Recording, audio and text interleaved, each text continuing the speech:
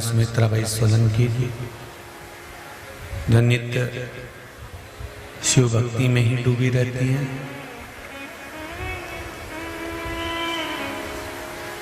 कहीं शंकर भगवान की बड़ी करुणा होती है, कृपा होती है, दया होती है, तब जाकर शिव भक्ति में डूबने का हमको फल प्राप्त होता है।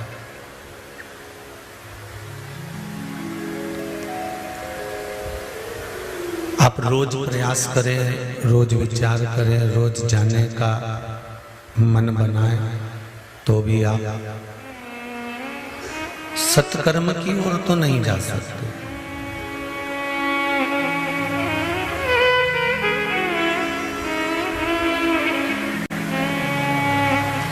सत्कर्म की ओर जब जब बढ़ोगे तब कोई ना कोई अड़चन उत्पन्न हो सकती है।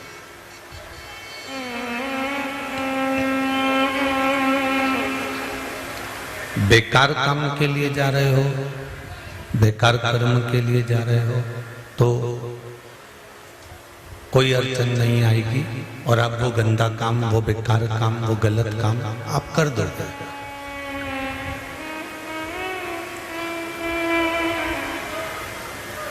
भजन, कीर्तन, स्मरण, मंत्र जाप, भगवान का पूजन, इसमें अड़चन आने का एक कारण है कि आपका जो पाप है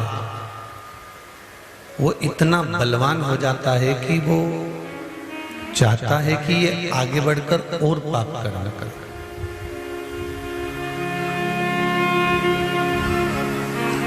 ये पुण्य कर्म की ओर आगे बढ़े ही ना, क्योंकि अगर इसने पुण्य कर लिया, सत्कर्म कर लिया, भजन कर लिया, कीर्तन कर लिया, मंत्र जाप कर लिया, नाम जाप कर लिया, भगवान की कथा को श्रवण कर लिया, तो फिर ये पाप नहीं कर पाएगा।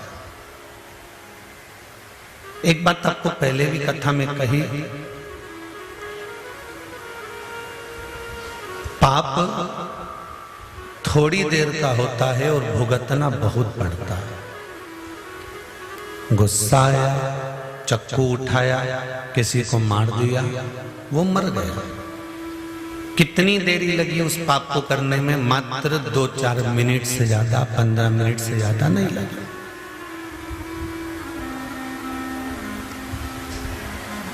चार मिनट, 8 मिनट, 15 मिनट, 20 मिनट आपने चक्कू उठाया, मार दिया, वो मर गया। पाप हो गया 5 मिनट का, 10 मिनट का, पर भुगतना कितना है? पकड़ कर ले गए पुलिस वाले, पटक दिया थाने में, जेल में, पेशी पर पेशी चलती रही, सुनवाई पर सुनवाई चलती रही। 1-2 साल तो ऐसे ही निकल गए। 2 साल निकलने के बाद में फिर ले जाकर पटक दिया, सजा हो गई, 8-10 साल, 15 साल, 20 साल ऐसे निकल गए। पाप करने में टाइम लगा था मात्र 5 मिनट, 10 मिनट, 20 मिनट, और भुगतने में टाइम लग गया 20 साल। जरा विचार करना, यही जीवन है। हम थोड़ा सा पाप कर्म करते हैं पर भोगना बहुत पड़ता है, बहुत पड़ता है। पाप थोड़ी देर का होगा पर भुगतना बहुत पड़ेगा। जैसे पाप थोड़ी देर का होता है और भोगना बहुत पड़ता है, उसी तरह शिव महापुराण की कथा कहती है, पुण्य थोड़ा सा होता है, सत्कर्म थोड़ा सा करना होता है, भजन थोड़ा सा करना होता है, और कई वर्ष के पापों को थोड़ी सी देर का भजन जलाकर समाप्त कर दे।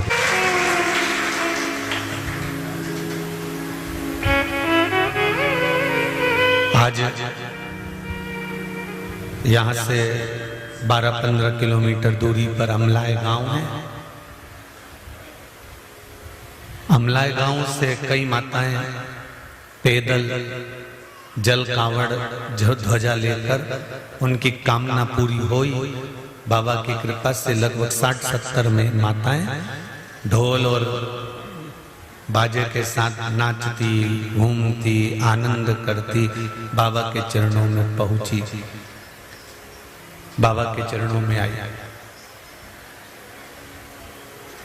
उनके हृदय पर, उनके चित्त पर, उनके स्वरूप पर, उनके चेहरे पर एक अलग मस्ती थी।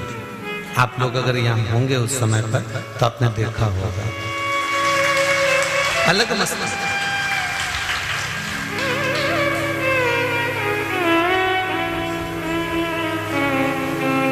और हमें तो देखकर ऐसा लग रहा था कि सारी की सारी राजपूताना के घर की थी, ऐसा लग रहा था, महसूस हो रहा था। तो कहीं ना कहीं उनके चेहरे की उमंगता, उनके चेहरे का उत्साह, उनका 10-12 किलोमीटर से चलकर पैदल यहाँ तक आना, कुबेरेश्वर धाम पर आकर जल चढ़ाना, और उनके चेहरे की उमंगता ये बता रही थी कि वो 10 किलोमीटर 12 किलोमीटर पैदल भी चली तो उनके चेहरे पर थकान नहीं थी, क्योंकि शिव को पाने की ललकता थी।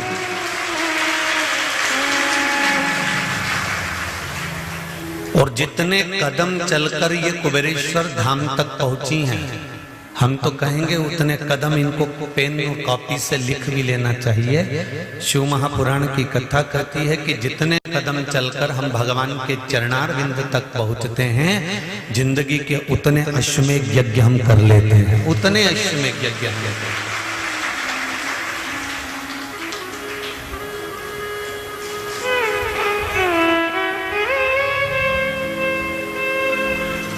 हम उसकी चौखट तक चलकर जा रहे हैं, हम उसके दरवाजे तक चलकर जा रहे हैं।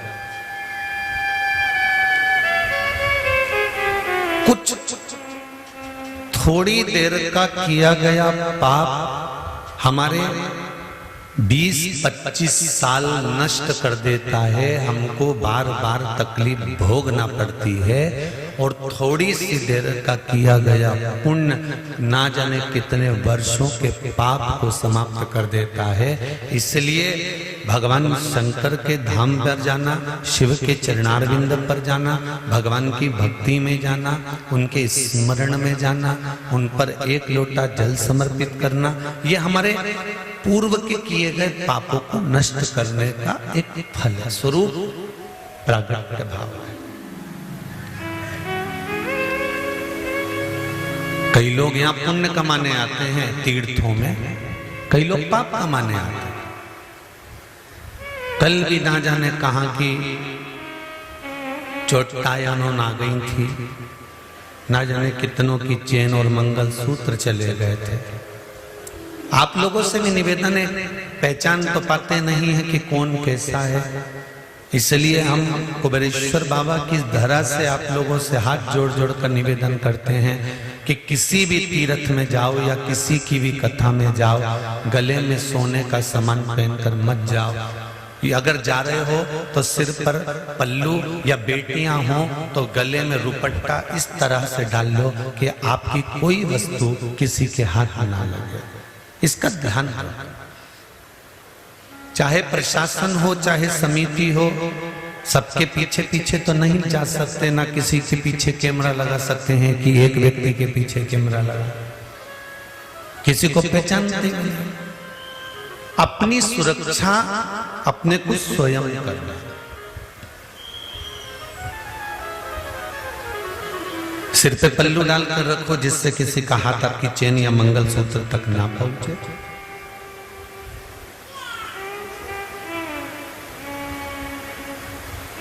सब आते हैं बाबा के यहाँ, कोई अच्छा आएगा तो कोई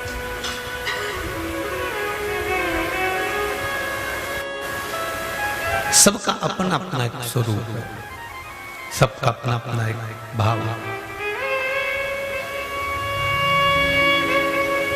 आप थोड़ा सा पुण्य करने के लिए जब आगे बढ़े तो ये निश्चित है उस पुण्य का फल प्रबल होगा, और उस पुण्य के फल के अनुसार आपका पूर्व का किया गया पाप क्षीण होगा।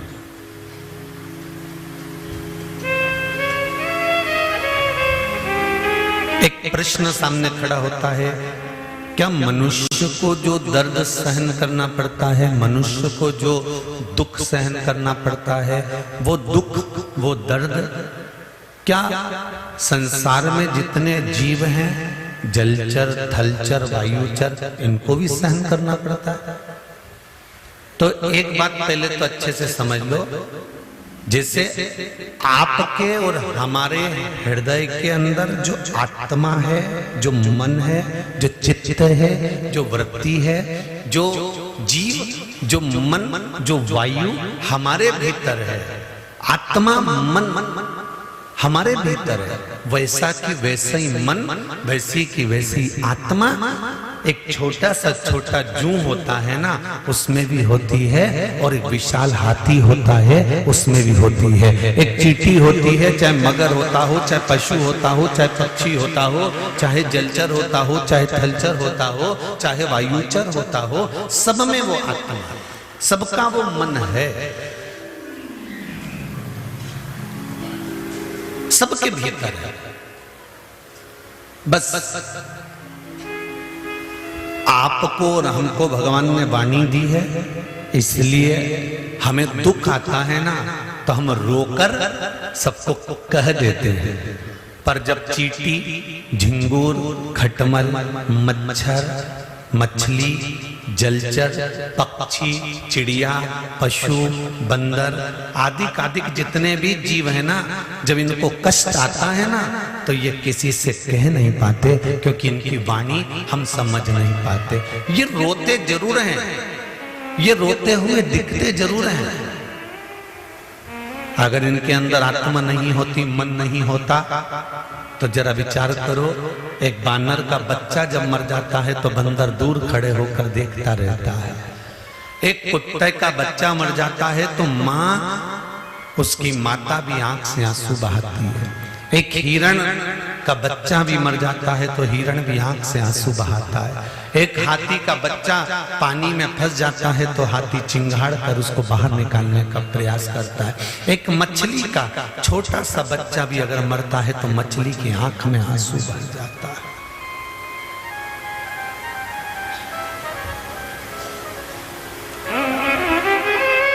मांस आहार करने वाले ये समझ नहीं पाते कि हम कितनी बड़ी गलती कर रहे हैं।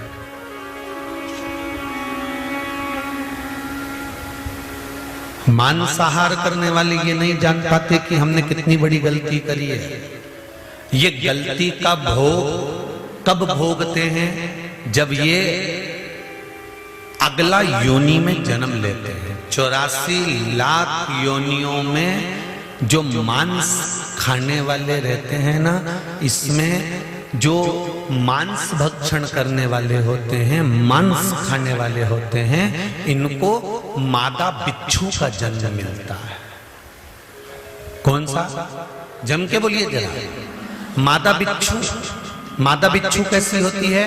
अपने बच्चे को जन्म देती है, और मादा बिच्छू एक बच्चे को जन्म नहीं देती, ना जाने छोटे छोटे रूप में ना जाने कितने बिच्छुओं को एक साथ पैदा करती है मादा बिच्छू।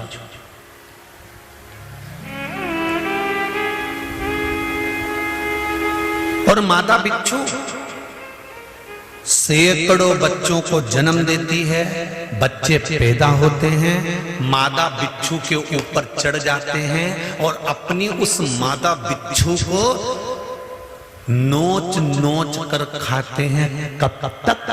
जब तक उस मादा बिच्छू के प्राण नहीं चले जाते, केवल कंकाल रह जाता है और मांस पूरा समाप्त हो जाता है, तब तक नोचते हैं वो। मादा बिच्छू तड़पती है, खूब चिल्लाती है, रोती है वो अपनी भाषा में, क्योंकि ये एक दिन का नहीं होता कि एक दिन तक बच्चे अपनी मां को खाते हैं। कहते हैं 2.5 महीने तक तक मादा बिच्छू को नोच नोच कर खाते हैं बच्चे, और वह मादा बिच्छू का मांस उखड़ उखड़ जाता है, केवल एक हड्डी का कंकाल रह जाता है। और जब प्राण छूटते हैं तो वो मादा बिच्छू भी भगवान शंकर से कहती है कि मुझे क्षमा कर दो, अब जिंदगी में कभी मांसाहार नहीं करूंगी, कभी अगला जन्म मिल गया मनुष्य का तो मैं मांस का आहार नहीं करूंगा। क्यों? क्योंकि ये जिनका जिनका मैंने मांस खाया है वो बिच्छू का जन्म लेकर मुझे नोच नोच कर खाता है, मुझे नोच। तुम्हारी जिह्वा का थोड़ा सा सुख, तुम्हारी जिह्वा का थोड़ा सा आनंद, एक जीव को मार देने का तुम्हारा थोड़ा सा सुख तुम्हारी जिंदगी को ना जाने कितनी लाख योनियों में भटका देता है और तुम्हारे जीवन को नष्ट कर देता है। श्रावण के महीने में एक संकल्प ले लो कि चाहे जिंदगी में कुछ भी हो जाए पर मांस का भक्षण नहीं करूंगी, जिंदगी में कभी कोई जीव का मैं मांस नहीं खाऊंगी, किसी जीव को कष्ट हो ऐसा भान मेरे जीवन में ना हो, क्योंकि 84 लाख योनियों में केवल एक मनुष्य की देह सी है जिसमें हम रोकर अपने दुखड़े किसी से कह सकते हैं। पर बिच्छू, जो मादा बिच्छू है उसको कितना कष्ट हो रहा है वो किसी से कह सकती है? किसको बोले? किसी ने पत्थर फेंक कर कुत्ते को मार दिया, उसकी टांग में लग गई, वो कितना लंगड़ा के चल रहा है। तुम्हारे पांव में लग जाए तो तुम पट्टा बांध लोगे, तुम्हारे पांव में लग जाए तो तुम डॉक्टर को दिखाकर दवाइयां ले लोगे, पर वो कुत्ते के पांव में लग गया, वो कितने दिन तक लंगड़ा कर चलेगा, कैसे चलेगा ये वो जानता है, कैसे खाएगा वो जानता है, एकांत में बैठकर कितना रोएगा ये वो जानता है।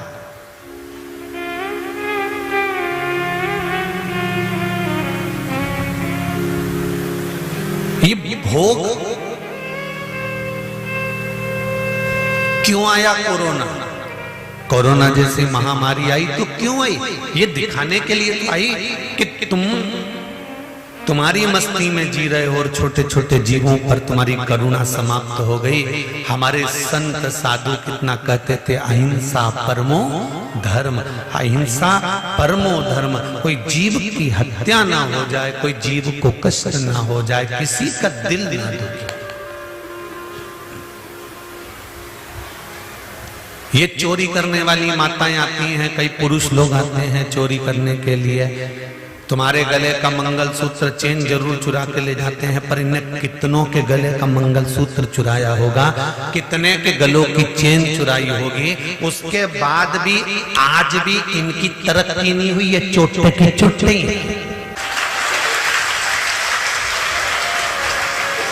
जिसकी चोरी चली गई 2 साल में उसके गले में वापिस चेन आ गई, जिसकी चोरी चली गई उसके गले में वापिस 2-4 महीने में 8 महीने में मंगलसूत्र आ गया, जिसकी चोरी चली गई उसकी तो गाड़ी वापिस आ गई, जिसकी चोरी चली गई उसका तो पर्स वापिस पैसे से भरा गया, जिसकी चोरी चली गई उसकी तो नई चप्पल वापिस आ गई, जिसकी चोरी चली गई उसका तो बैग वापिस आ गया। पर जो चोरी करने वाले हैं, जिन्होंने कहीं उज्जैन में जाकर, कहीं कुंभ में जाकर, कहीं हरिद्वार में जाकर, कहीं यहाँ कुबेरेश्वर पर आकर, कहीं काशी में जाकर ये चोरी करते रहे, और आज भी इतनी चोरी करने के बाद, इतनी चेन इकट्ठी होने के बाद, इतने मंगलसूत्र इकट्ठे होने के बाद भी ये इनकी सफलता नहीं हुई, इनके बंगले और गाड़ी नहीं बने, ये चोटे ही रहे, इनकी सफलता इनको नहीं लगी।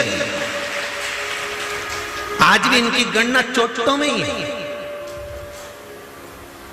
जिनका ले गए उनके गले में फिर चेन आ गई, जिनका ले गए उनके गले में फिर मंगलसूत्र आ गया।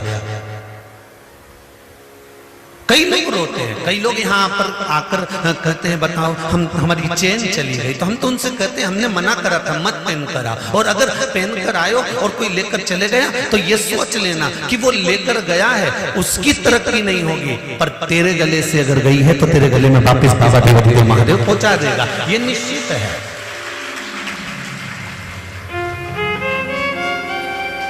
उनको सफलता नहीं मिल सकती,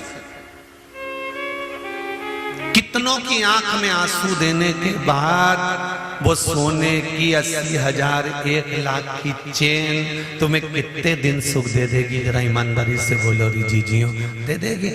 कोई अगर तुम तुम्हारे भाई के यहाँ गए, तुम तुम्हारी भाभी के यहाँ गए और भाभी भैया तुमको दिल से साड़ी दिलाए ना, वो भले 500 की हो 1000 की हो, वो तुम्हें सुख देगी। और भाभी भैया का मुंह भगोने जैसा फूला है और तुम आस लगा के बैठी हो कि हमारी माँ बाप का हिस्सा है, हमें तो देना ही पड़ेगा साड़ी, हमें तो देना ही पड़ेगा सामान। तो तुम माँ बाप का हिस्सा जानकर लड़ाई कर कर, झगड़ा कर कर, गुस्सा कर कर तुम हिस्सा लेकर तो आ जाओगी जीजियों, पर सुख नहीं भोग पाओगे। इसलिए उनसे कहो कि ये धन और दौलत, ये संपदा और सत्ता, ये वैभव, ये सब अपने अपने पास में रखो। मेरे माता पिता ने जिसके साथ मेरी शादी करी है वो वर मेरे लिए किस्मत का पुण्य है, आनंद का भाव है। मेरे बच्चे मेरे लिए किस्मत और पुण्य का भाव है। तुमको जो मिला वो तुम्हारी किस्मत और पुण्य का भाव है। हमें धन नहीं, हमें मन दे दीजिए।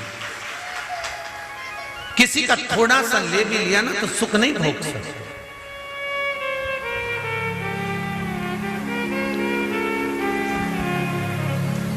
सुख का स्मरण नहीं करता हुआ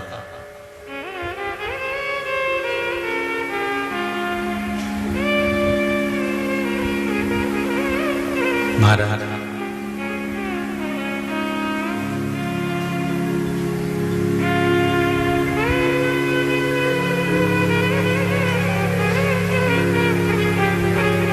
दिल दुखाकर किसी दूसरे का अपने चेहरे पर अगर प्रसन्नता लाते हो ना, तो उसमें प्रसन्नता नहीं है।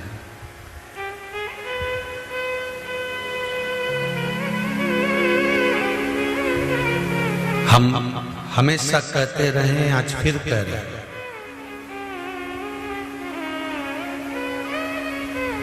परीक्षा में अगर कोई पास हो गया और एक व्यक्ति फेल हो गया, तो पास होने वाले व्यक्ति को फेल होने वाले व्यक्ति के घर पर सबसे पहले जाना चाहिए और जाकर कहना चाहिए तू टेंशन मत ले, चिंता मत कर, फिर प्रयास करना, आज नहीं तो कल फिर विजय होगा, फिर जीतेगा। टेंशन लेने की जरूरत नहीं है। उसकी कमजोरियों को नहीं दिखाना, अपना वैभव हमें किसी के सामने नहीं दिखाना।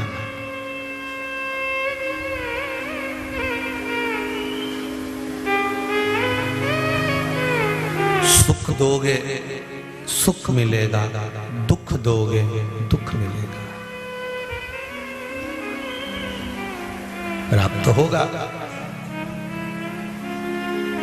मनुष्य को जैसी पीड़ा होती है ऐसी की ऐसी पीड़ा पशु और पक्षी को भी होती है। मनुष्य को जैसे प्यास लगती है ऐसी ही प्यास पशु और पक्षी को भी लगती है। मनुष्य को जैसे भूख लगती है ऐसी भूख पशु और पक्षी को भी लगती है।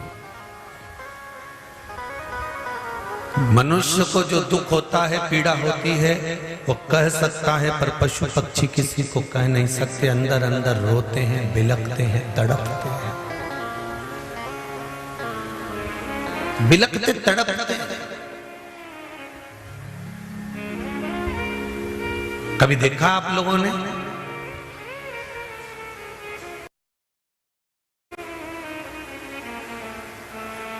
तुम्हारे घर में चूहा मर जाता था, चूहा मर गया, चूहा मरने के बाद में बहुत दिन तक पड़ा रहता है तो उसमें इल्लियां पड़ना चालू हो जाती हैं। बोलो सही है कि गलत है? वो इल्लियां चूहे के मांस को रोंदती है। बोलो सत्य है कि गलत है? उन इल्लियों का भोजन क्या है? वो चूहा जो सड़ रहा है, पड़ा हुआ है, उसके मांस को नोचना। गरुड़ पुराण कहती है कि ये चूहा और इल्ली और कीड़ों का संबंध क्या है? क्या संबंध?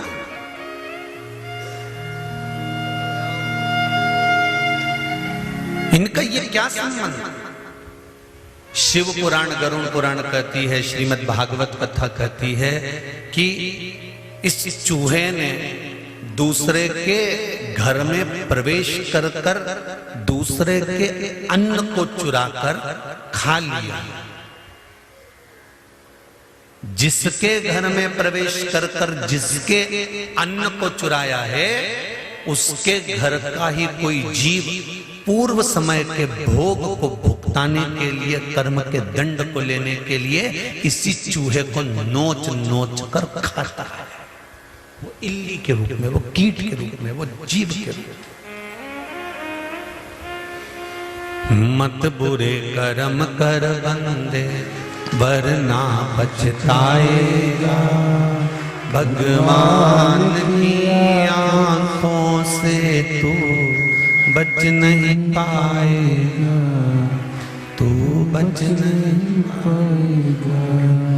हरि ओ अज्ञानी मत करना गानी, तेरे कर्म का फल ही तू ही पाएगा, जैसा किया तूने तेरे आगे आएगा, जैसा किया तूने तेरे आगे आएगा। मत बुरे कर्म कर बंदे, मत बुरे कर्म कर बंदे वरना पछताएगा, भगवान की आंखों से तू बच नहीं पाएगा। अरे ओ अज्ञानी मत करना दानी, अरे ओ अज्ञानी मत करना दानी। कर्म का भोग भोगना है, मनुष्य की देह में आकर भोगना है, मानव के शरीर में आकर भोगना है और भोगना पड़ेगा। ये शरीर मिला ही काहे के लिए? भोगने के लिए, भोगना तो पड़ेगा। तेरा क्या होगा रे कालिया? हो भोगना तो है, निश्चित है और भोगना पड़ेगा। चाहे वो तुम हो, चाहे वो सियोर वाला महाराज हो, चाहे दुनिया का कोई व्यक्ति हो, चाहे बड़े से बड़े पद पर बैठ जाए, कितनी बड़ी प्रतिष्ठा हो जाए, चाहे वो कितना ही बड़ा साधु संत सन्यासी तपस्वी जोगी कोई भी, भोगना सबको पड़ेगा।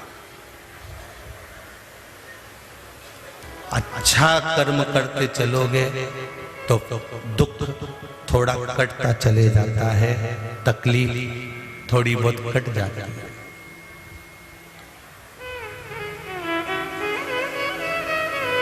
धन धन धन धन धन धन के चक्कर में एक दिन हो जाता है निधन। क्या हो जाता है? निधन, निधन।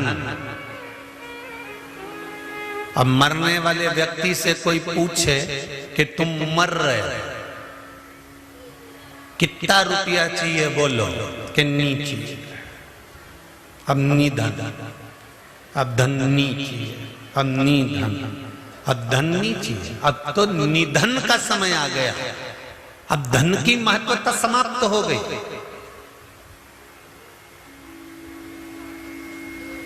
जिसको रोज पार्लर जाने का शौक होता है, अगर वो मर रही होती है, उसके प्राण छूट रहे होते हैं,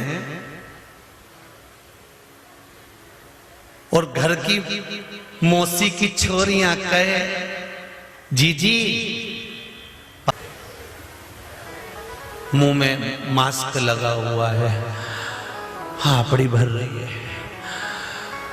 जाने का टाइम हो गया, और मौसी की छोरियां कह रही नेहा पार्लर को बुलाऊं कि सुंदर पार्लर को बुलाऊं, गांधी रोड वाले को बुलाऊं कि चरखा लाइट वाले के बुलाऊं कि राजवाड़ा से बुलाऊं, डिजाइन कौन सी कराऊं?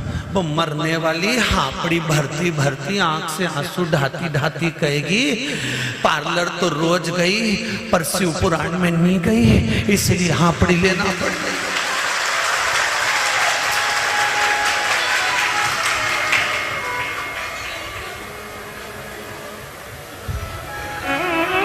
पार्लर में जाकर काया तो सवार ली, पर शिव महापुराण में चली जाती तो काया, माया और चित्त हृदय सब संवर जाता। पार्लर गई, काया संवर गई, धागा से डिजाइन भी सीधी सीधी करवाई, उनमें गई दिक्कत नहीं। पार्लर गई, काया संवर गई, उन्हें ककड़ी रख के पोत के बिठा भी दिया, बैठी।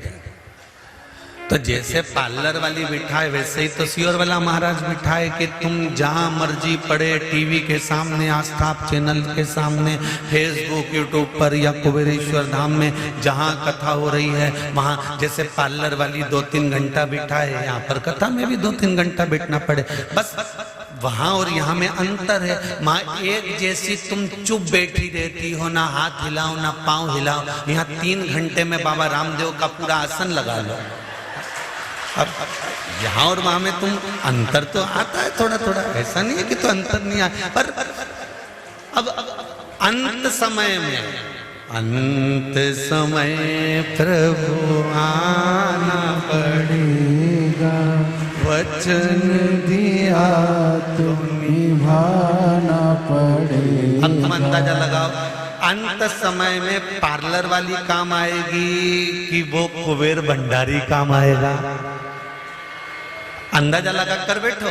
मास्क लगा हुआ है और पार्लर वाली बाल झाड़े, डिजाइन बनाए, और तुम वेंटिलेटर पर मास्क लगा के ऊपर सांस भर रहे, आखिरी, और मशीन चल रही है ऐसी ऊंची नीची, ECG बता रही, इधर से डॉक्टर बीपी शुगर सब नापता फिर रहा, ब्लड प्रेशर ऊंचा नीचा हो रहा, दवाई वाले दवाई दे रहे, बोतल इधर से चढ़ रही, सब काम बेकार हो रहा, और अंत समय पड़ा हुआ है। पार्लर वाली बोले मैं श्रृंगार करूंगी, इधर से बीमे वाले आकर खड़े हो गए, सिग्नेचर करवा लो, बहू को मिल जाएगी रकम।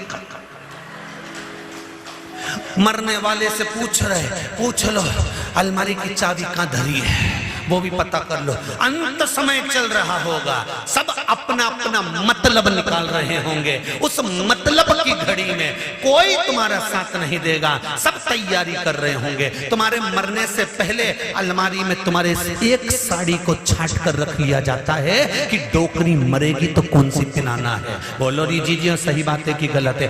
हॉस्पिटल में मर रहे हो, साड़ी पहले निकाल के रख ली। हॉस्पिटल में तड़प रहे हो, तैयारी पहले कर दी। सब इंतजार में बैठे हैं, क्यों? अम्मा की कई स्थिति है कि अभी तो ठीक है, तो क्या ठीक है, अभी तो 2-4 दिन और जिएगी। हो तो इनने कहा बनाओ, रोटी बनाओ, फिर इनने रोटी बना के जिम के बैठ गए, और जिम के बस रोटी बनी थी, और बनने के बाद तैयारी। कई इंतजार करते हैं। कोई बूढ़ा व्यक्ति त्योहार के टाइम पर बीमार पड़ जाए तो घर में फुसुर होने लगती है, दिवाली और निकाल दे, दिवाली और निकाल दे, होली और निकाल दे, राखी और निकाल दे, भगवान ऐसा और कर देना प्रभु, बस ये त्योहार और निकल जाए, फिर भले मर जाए। और कोई त्योहार के दिन ही मर गया तो बहुवन का मुंह उल्टा भगोदा, उल्टा भगवान बहुवन, फिर अभी मरना था।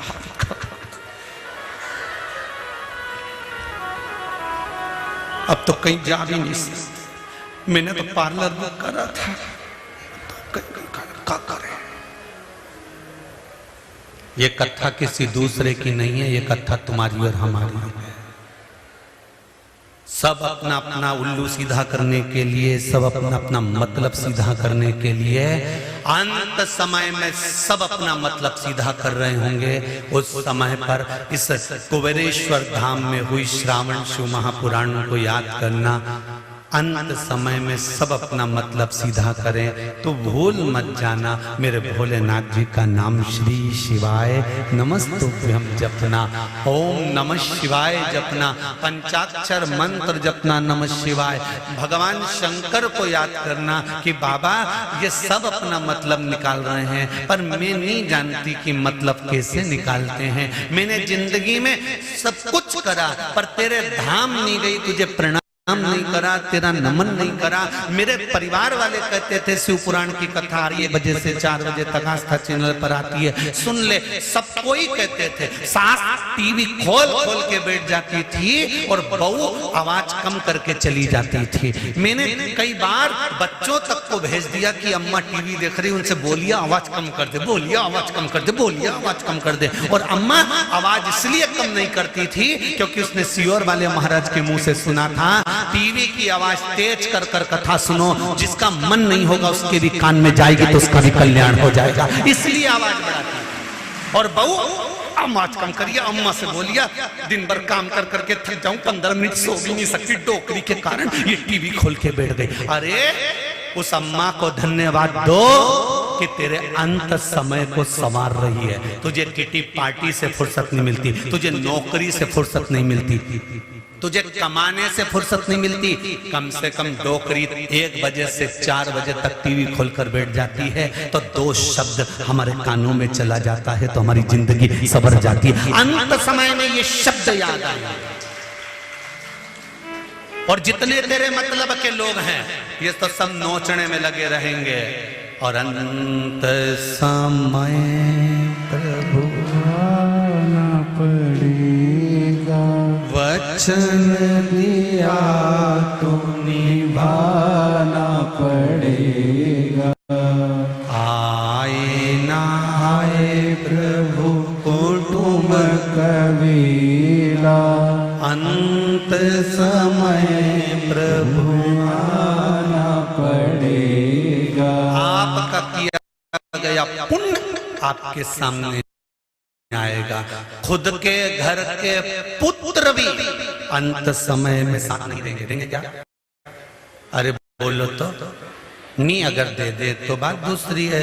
तुम मास्क लगा के बैठे हो, वेंटिलेटर पर पड़े हो, आईसीयू में पड़े हो और बेटा तुम्हें देखने आए और तुम उससे कह देना बेटा तू सो जा, मैं आई घूम के पार्लर से, हो सकेगा?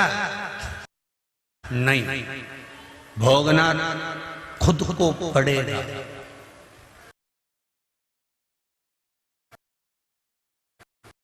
पुत्र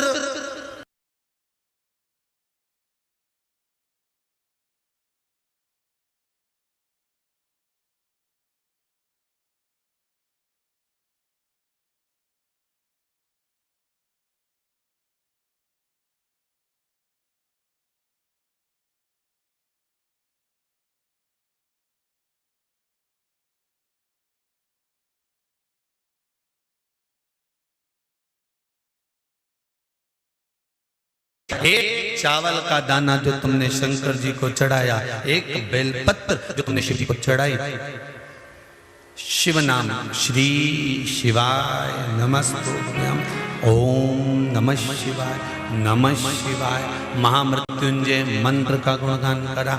जो तुम भजन करे हो अंत समय में वो तुम्हारे सामने होगा। पुत्र तुम्हारा साथ नहीं देगा, पर तुम्हारा करा गया पुण्य, तुम्हारा किया गया सत्कर्म, तुम्हारा किया गया भजन तुम्हारा साथ देगा।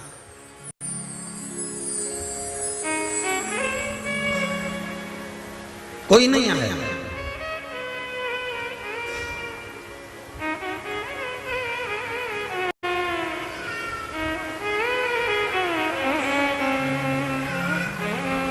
अंत समय महाराज कोई, मैंने तेरे ही भरोसे, ओ बाबा तेरे ही भरोसे, हवा बिच उड़ती जावांगी, बाबा डोर हटो छठीला में कटी जावांगी, भोले मैं तेरी पतंग, ओ बाबा मैं तेरी पतंग, हवा बिच उड़ती जावांगी, बाबा डोर हटो छठीला में कटी जावांगी। हम उसके भरोसे पर हैं। पूरा भरोसा उसी का रखो। कई माताएं आकर कहती हैं गुरुजी मेरे बेटी का ब्याह नहीं हो रहा। हम उनसे कहते हैं जिस दिन तुमने ये कहना छोड़ दिया कि मेरी बेटी का ब्याह नहीं हो रहा, उस दिन तुम्हारी बेटी का ब्याह हो जाएगा। तुम ये कहना छोड़ दो कि मेरी बेटी का ब्याह नहीं हो रहा, तुम ये कहना चालू कर दो ये महादेव की छोरी है, महादेव की बेटी है, बस इसका विवाह तो महादेव कर देंगे, ब्याह पक्का 3 महीने में पक्का। जब तक तुम अपना कहते रहोगे तब तक महादेव उसको अपनाएंगे नहीं।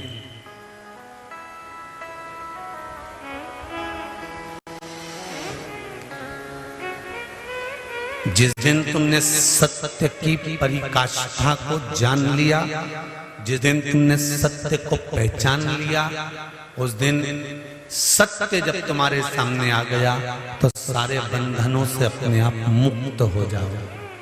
इसलिए मरने वाले के सामने चिल्लाते हैं राम नाम सत्य, क्योंकि वो बंधनों से मुक्त हो गया।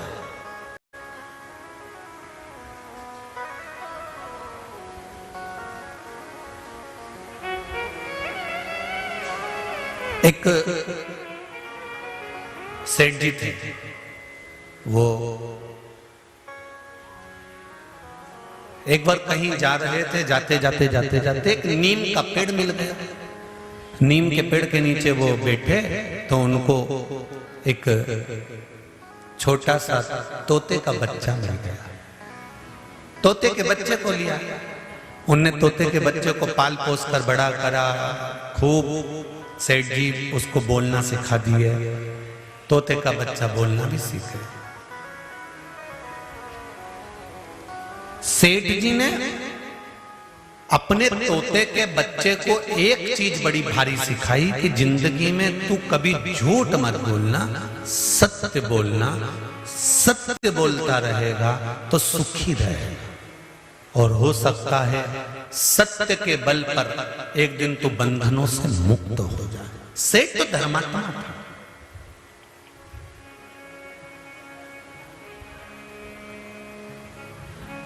सेठ धर्मात्मा, तोता सेठ जी के अनुसार चलने लगा, थोड़ा थोड़ा बोलना सीख गया। सेठ जी को 10-10, 15-15 दिन, 20-20 दिन के लिए बाहर जाना पड़ता था। सेठ जी बाहर चले जाते, घर में सेठानी रहती, थोड़ा उसका व्यवहार ठीक नहीं था। वो पर पुरुष को अपने घर में बुला लेते। तोता सब देखता, तोते के स्मरण में सब रहता। सेठ जी 15 दिन बाद फिर आते, फिर चले जाते। वो सेठानी फिर किसी को बुला लेते, किसी पर पुरुष को सेठानी, क्योंकि उसका स्वभाव ठीक नहीं, उसकी दिनचर्या ठीक नहीं, बुला लेते। एक बार सेठ जी 1 महीने के लिए बाहर गए। सेठानी एक पुरुष को बार बार बुलाती, वो पुरुष इसके यहाँ आता रहता। सेठ जी 1 महीने के बाद वापिस आए, और आते से ही सबसे पहले उनको उस तोते की याद आई। तोते से जाकर मिले, तोते से कहा तोता ठीक तो हो? मिट्ठू बोला ठीक।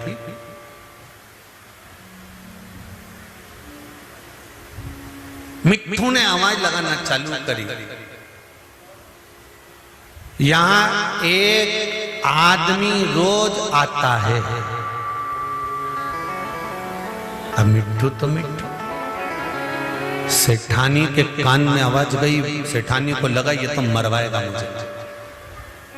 सेठानी ने आवाज लगा कर कहा सुनो, इतनी दूर से आयो, 1 महीने बाद आयो, चलो जल्दी रोटी वोटी खाओ। कहां तोते के पास बैठे हो जाकर?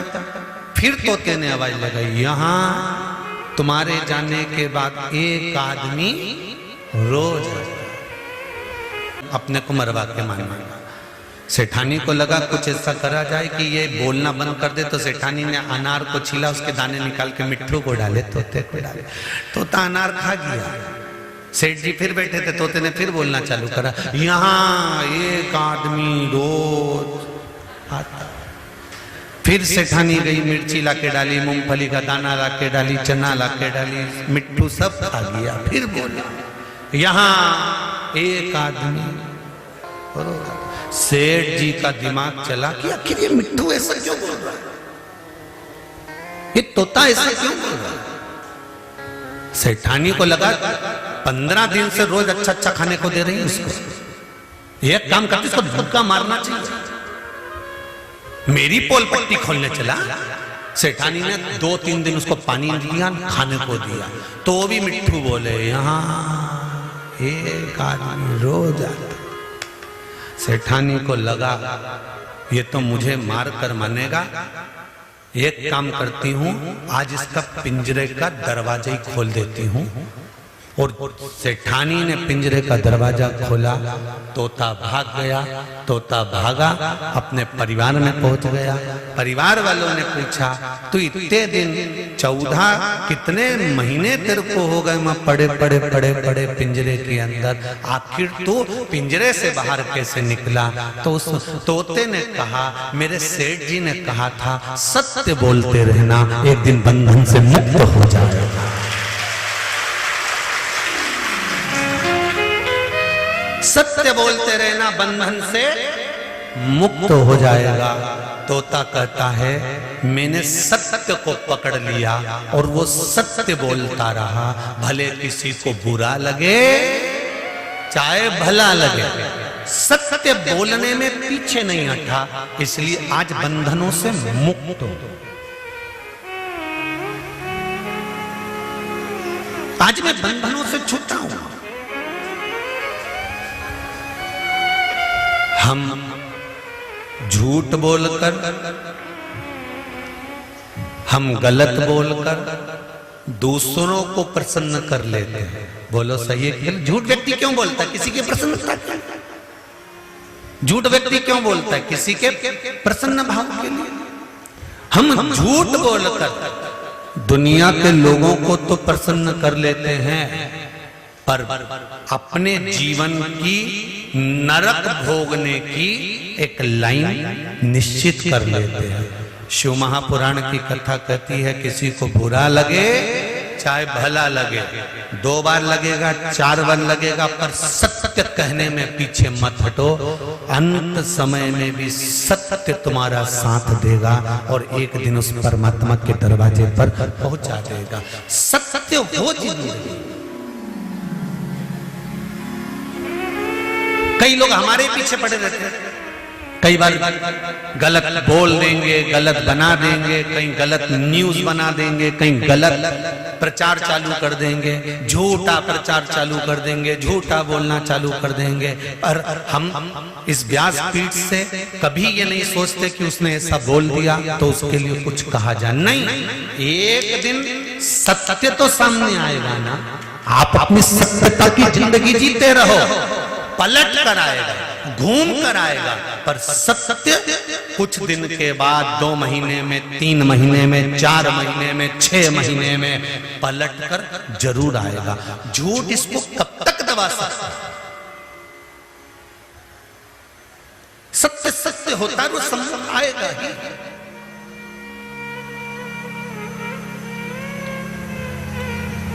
झूठ पर बुनियाद खड़ी नहीं करी जा सकती। राजा हरिश्चंद्र के साथ में क्या हुआ था?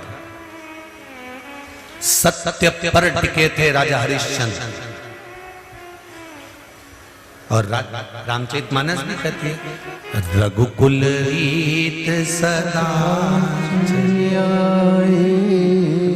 प्राण जाए पर वचन न जाए,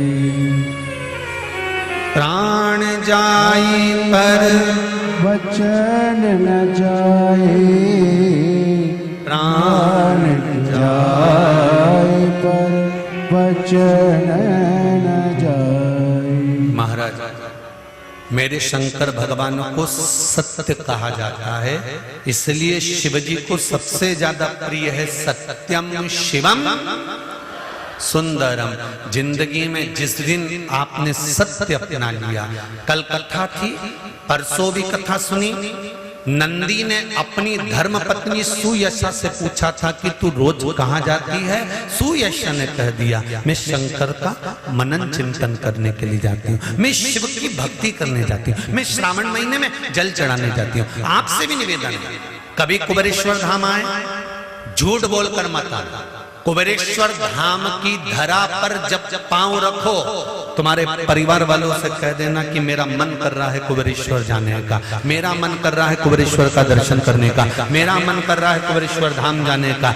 और सत्य बता कर आओ कि मेरी मनोकामना ये है, मेरी कामना पूरी हो गई तो धोख लगाने जा रही हूँ, मेरी कामना लेकर बाबा के पास जा रही हूँ, मैं सत्य के मार्ग। कोई तुम्हें मना कर दे, तुम्हारी सास के क्या करना जाकर, पति कहे अभी नहीं जा सकती, मत जा, क्यों जा रही है, झगड़ा कर कर भी मत आना, किसी का मन उदास कर कर मत आना। अगर तुम्हारे परिवार वाले जिस दिन के हाँ आज मेरा मन है चलो अब चलते हैं, किसी का दिल मत दुखा।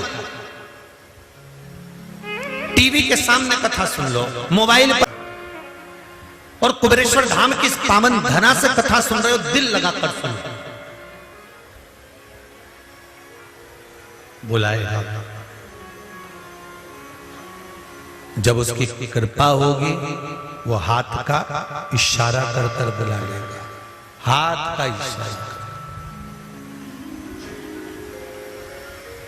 एक पत्र आया है, देखिए उसमें कितना सुंदर भाव लिखा, उसमें बहुत प्रश्न उनका भी भाव है, वो भी पढ़ेंगे।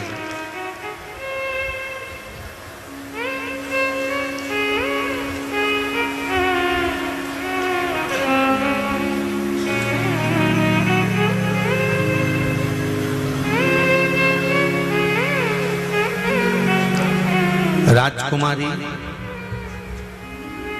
भिगावत, ग्राम तिलावता, गोविंद की रहने वाली हूँ। मेरे पति का नाम अशोक जी भिगावता, शाजापुर से मध्य प्रदेश से हूँ। कहीं बैठी हो तो हाथ हिला देना, कहीं बैठी हो तो हाथ हिलाना। इन्होंने लिखा है, पिताजी को गले में गठान हो गई तो हमने जांच करवाई। अहमदाबाद में एक रिपोर्ट में गठान का कैंसर गले के अंदर बता दिया। ऑपरेशन का डॉक्टर ने बोल दिया, ऑपरेशन का नंबर लगाया पर नंबर इतनी जल्दी नहीं आया। ऑपरेशन के लिए गुरुजी नंबर नहीं आया तो वो चिढ़कर घर आ गया। तो हमने कहा आपको बाबा ने कृपा करी है इसलिए घर बुला लिया, मत कराओ ऑपरेशन, ऑपरेशन नहीं करवाना होगा। फिर मैंने कहा आप एक बार कुबेरेश्वर बाबा का स्मरण करो और बाबा से विनती करो। फिर हम दूसरी जांच करवाई तो गुरुजी उस जांच में कैंसर नहीं था। ये शिव, ये शंकर और घड़ी। तेरी कृपा बिना न हिले एक भी अणु, लेते हैं श्वास तेरी कृपा से तनो तनो। हे गंगाधार मोती द्वार ओमकार तू, भोले ओमकार तू। आयो शरण तिहारी शंभो तार तार तू।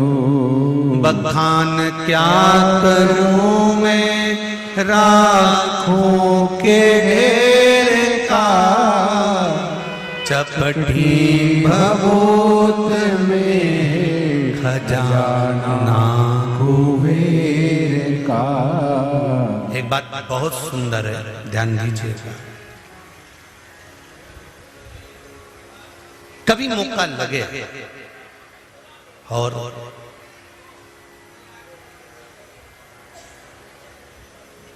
कभी मौका लगे आपके पास में, किसी के शरीर में गांठ पड़ गई, गठान हो गई हो, शरीर के किसी भी अंग में अगर गांठ पड़ी है और उसका जांच करवाने का डॉक्टर ने बोला है और जांच करवाने के लिए आप जा रहे हैं। बेले का फल, बेलपत्री का जो फल होता है वो फल सूख गया हो, जिसको हमारे यहाँ नवरात्रि का यज्ञ होता है या शिव जी का यज्ञ होता है या अन्य यज्ञ होते हैं, तो बेल के फल की आहुति भी दी जाती है। बेले का फल जो सूख गया, सूखा हुआ फल जलाकर उसकी भस्म तैयार करना, उस भस्म को पीपल के पत्ते पर रखकर पिपलेश्वर महादेव का नाम लेकर, कौन से महादेव? पिपलेश्वर महादेव का नाम लेकर बेलपत्री के वृक्ष के नीचे रख लेना और पिपलेश्वर महादेव का ही नाम लेकर बाबा देवाधिदेव महादेव से विनती कर कर जो रोग है और गठान कितनी है उस गठान की जांच कराने जा रहे हैं, यह भाव वर्णन कर कर उस भस्म को लेकर आ जाना शिव मंदिर पर, उसको थोड़ी सी देर रखकर पिपलेश्वर महादेव का स्मरण कर कर उसको लेकर आइए और उस गठान वाली जगह पर उस भस्म को लगाकर फिर आप जांच के लिए जाइए। मेरा देव अधिदेव महान वाली जगह पर अगर पिपलेश्वर महादेव से भस्म भी शंकर के नाम से पिपलेश्वर महादेव के नाम से लगाई जाए तो गांठ भी धीरे धीरे गलना प्रारंभ हो जाती। पिपलेश्वर कौन है? पिपलेश्वर महादेव। पिपलाद पिता के जाने के बाद, माता के जाने के बाद पीपल की कोटर के अंदर पल पोस कर बड़ा होता है और पीपल के फल खाकर बड़ा होता है। शंकर भगवान ने एक पीपल की कोटर में रखकर पिपलाद को बड़ा कर दिया था, तो पिपलाद ने शंकर भगवान का भजन कर कर शिव को प्राप्त करा। तो शंकर भगवान ने जब पिपलाद को दर्शन दिया था तो पिपलेश्वर महादेव शिव जी का नाम हुआ था। पिपलाद ने कहा था, भोलेनाथ मेरे दुख की घड़ी में आप खड़े हुए हो और मुझे सुख का भान कराया है। जब व्यक्ति के जीवन में बहुत भारी रोग हो और बहुत तकलीफ में हो तो मेरा पिपलेश्वर महादेव उसके हर क्षण सामने खड़ा हो, तो वो पिपलेश्वर महादेव के रूप में खड़ा हो।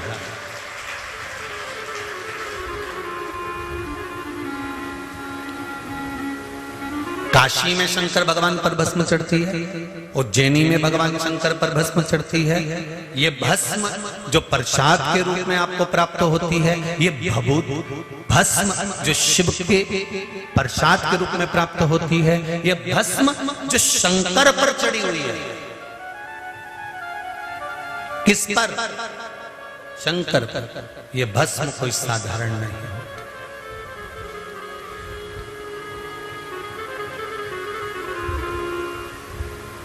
इसका प्रयोग कहाँ करना है, कैसे करना है, कब करना है, यहां तक इसका वर्णन है महाराज। पहले की कथाओं में भी इसका वर्णन किया गया कि हम जो मस्तक पर भस्म धारण करते हैं, त्रिपुंड धारण करते हैं, कंठ पर भस्म लगाते हैं, भुजाओं पर भस्म लगाते हैं, कलाइयों पर भस्म लगाते हैं, हृदय पर भस्म लगाते हैं, कर्णों पर भस्म लगाते हैं। जब यज्ञ करता ब्राह्मण यज्ञ पूरा करवाते हैं तो उस सुरवे को लेकर भस्म निकालकर आपके कंठ पर, श्रवण पर, मस्तक पर, हृदय पर लगाते कि नहीं लगाते? उस भस्म का प्रमाण है।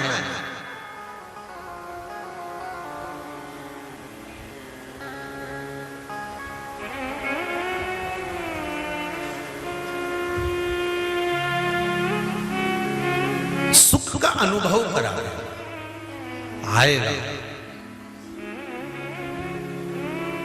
सत्य को पकड़ने का थोड़ा सा प्रयास करिएगा। जिस दिन सत्य तुम्हारे सम्मुख में होगा उस दिन जिंदगी का सारा सुख तुम्हारे सामने होगा। सत्य हो तुम्हारे सामने।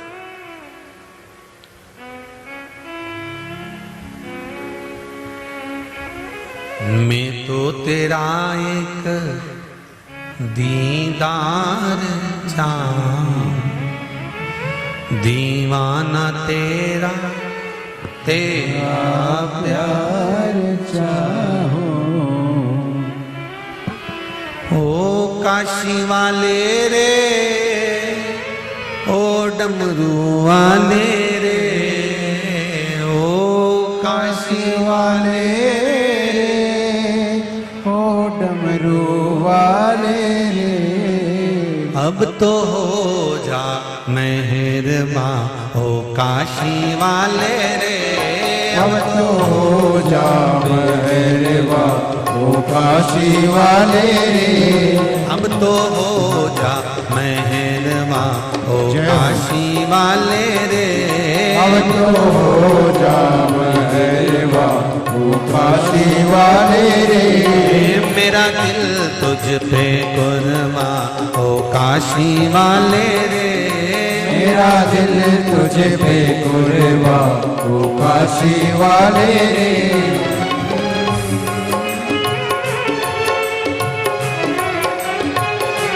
ओ काशी वाले रे, ओ डमरू वाले रे, ओ काशी वाले रे, ओ डमरू वाले रे।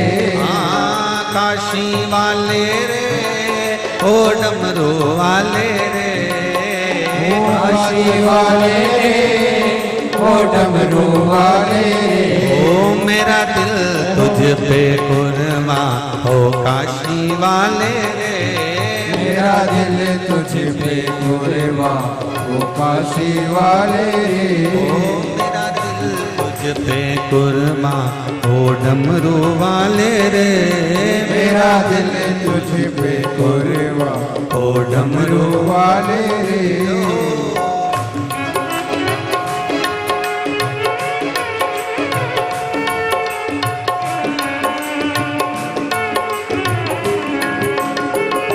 हर हर हो।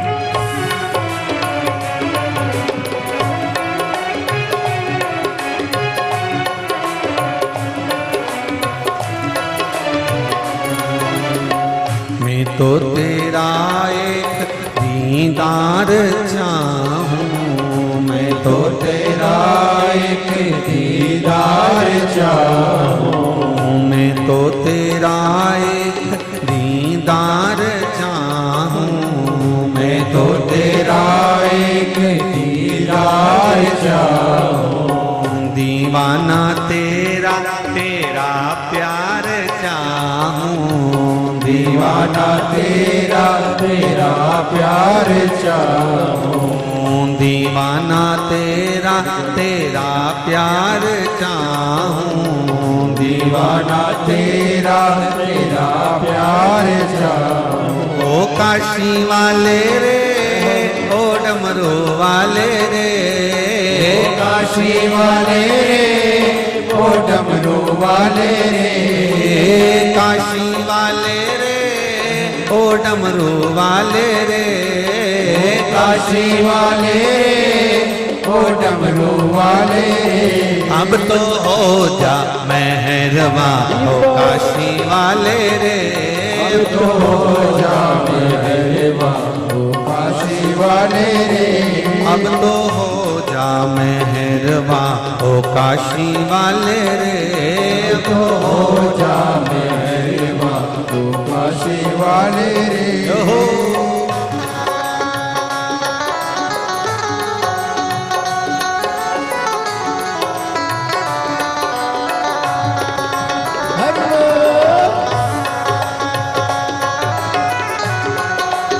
शंभो।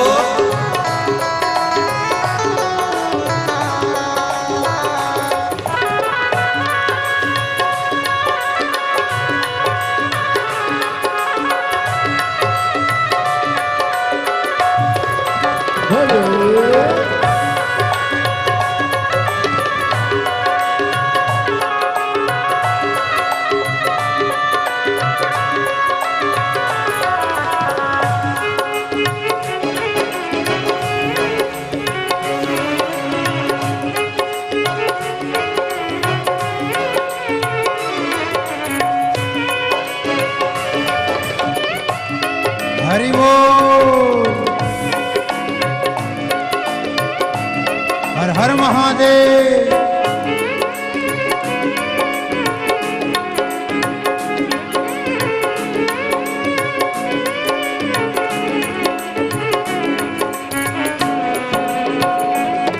हे शंभो।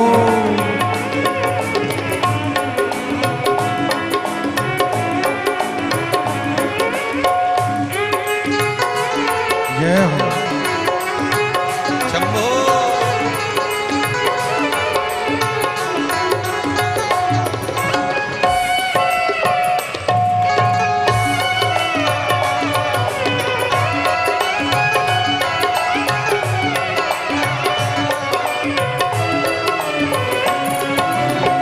देखी है जब से ये तस्वीर तेरी, देखी है जब से ये तस्वीर तेरी, देखी है जब से ये तस्वीर तेरी, देखी है जब से ये तस्वीर तेरी, तब से बदल गई है तकदीर मेरी, तब से बदल गई है तकदीर मेरी, तब से बदल गई है तकदीर मेरी, तब से बदल गई है तकदीर मेरी। ओ काशी वाले रे, ओ उज्जैन वाले रे, ओ काशी वाले रे, ओ उज्जैन वाले रे, हाँ काशी वाले रे, ओ उज्जैन वाले रे, ओ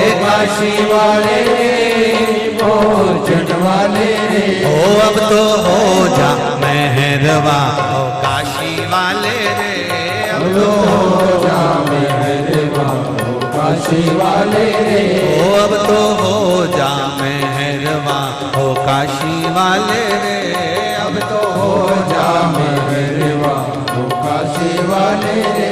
ओ मेरा दिल तुझ पे कुर्बा, ओ डमरू वाले रे, मेरा दिल तुझे रे, मेरा दिल तुझ पे कुर्बा, ओ काशी वाले रे, मेरा दिल तुझ पे कुर्बा, ओ काशी वाले रे, मेरा दिल तुझ पे कुर्बा, ओ काशी वाले रे, ओ मेरा दिल तुझ पे कुर्बा, ओ काशी वाले हार हार महादेव है।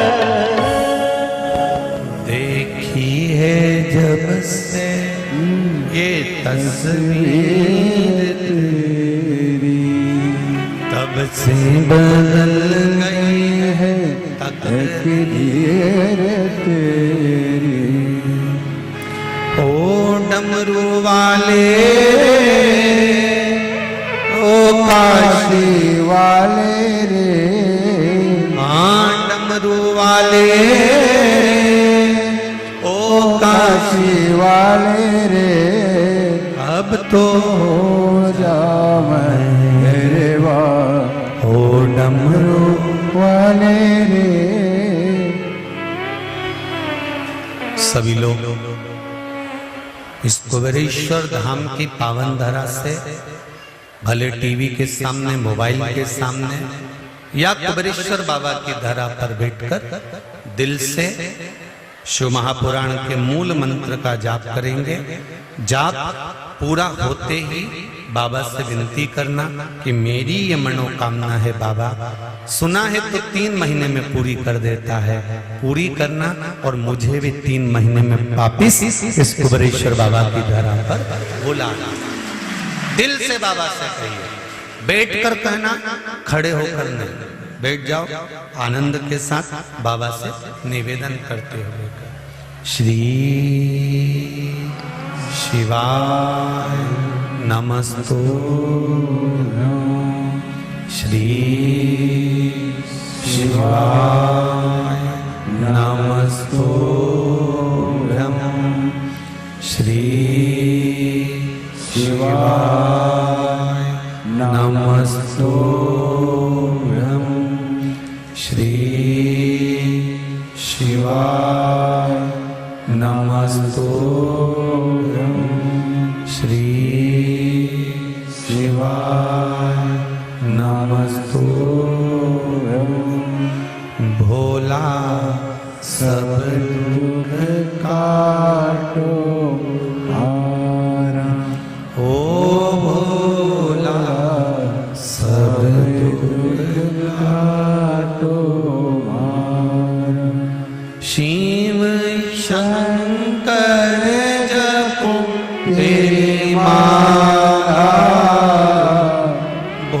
भोले बाबा जपो तेरी माला, भोला सब दुख काटो मारा, भोला सब दुख काटो हे शंभो, हे ओघरदानी, हे त्रिकालदर्शी, हे कैलाशी, हे अविनाशी, हे कुबेरेश्वर महादेव, आपका कंकर शंकर है। इस भूमि पर, इस जमीन पर बैठकर कंकर का स्पर्श कर कर मैं बाबा आपसे निवेदन करती हूँ कि मेरे हृदय की मनोकामना पूर्ण करना और मुझे पुनः फिर 3 महीने में वापिस इस भूमि पर बुला लेना। तेरी कृपा होगी तो जरूर आऊंगा। ये बाबा से कहो, बुलाएगा।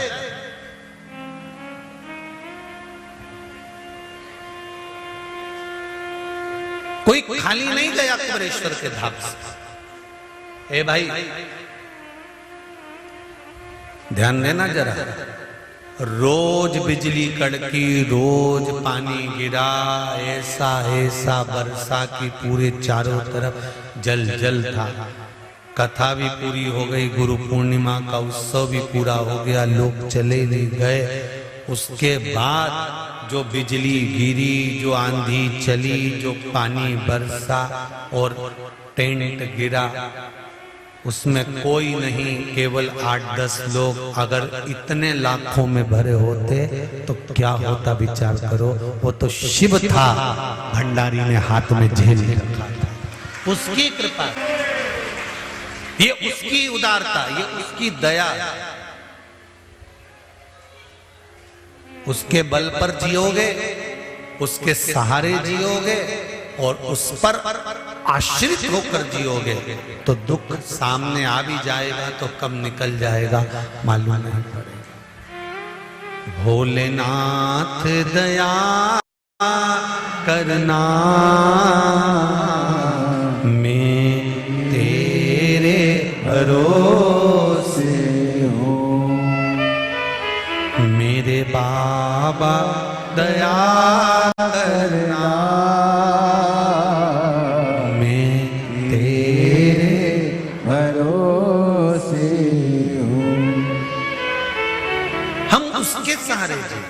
हमारा जीवन उसके सहारे है। आप ये कभी मत कहो कि मेरी बेटी की शादी कर देना। आप तो देवाधिदेव महादेव से उसके कंकर को शंकर नमन कर कर, भले टीवी के सामने बैठे हो चाहे मोबाइल के सामने बैठे हो, तुम्हारे हाथ में भले मोबाइल चल रहा हो, तुम दिल से उससे कहो। तो ये मत कहो कि मेरा काम है, मेरी दुकान है, मेरा व्यापार नहीं चल रहा, मेरी दुकान नहीं चल रही, मेरी नौकरी नहीं लग रही। उससे ये कहो अगर मैं दुखी हूं तो आप प्रसन्न नहीं हो सकते, क्योंकि माँ बाप अपने बेटे को दुखी देखकर कैसे प्रसन्न होंगे। मैं आपकी संतान हूं और मेरा व्यापार, दुकान, नौकरी ये आपकी है, आपको चलाना है।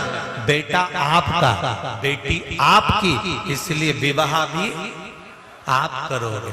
अगर कुबेरेश्वर धाम आने के बाद भी अगर मेरी झोली खाली ले जाए, 15 साल शादी के हो गए, 20 साल हो गए, लोग कहते हैं संतान नहीं होगी, पर मैंने सुना है कि तू झोली भरता है तो खाली तो नहीं रहती है, जब तू देगा तो खाली कैसे रहेगी। पत्र में लिखा, एक पत्र में लिखा, देखिए, गुरुजी मेरी ननंद को 6 वर्ष हो गए थे, उनको कोई संतान नहीं थी। पत्र में लिखा, मेरी ननंद को 6 वर्ष हो गए थे, उनको कोई संतान नहीं थी। जैसा कि आपने बताया आंकड़े की जड़ का मैंने कहा और फिर कुछ उपाय बताकर जैसा वर्णन किया, उपाय करो। तो गुरुजी उन्होंने किया। अब बाबा की कृपा से उसको 7वां महीना चल रहा है। ये शिव, ये शंकर, ये शिव की उदाहरण। तेरा ही दिया मैंने खाया पिया है, तेरा शुक्रिया है, तेरा शुक्रिया है। शिव की आराधना का फल क्या होता है?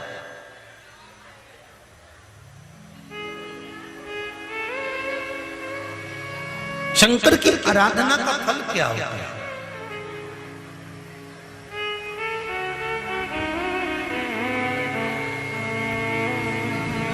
उस पर किया गया विश्वास कभी टलता नहीं।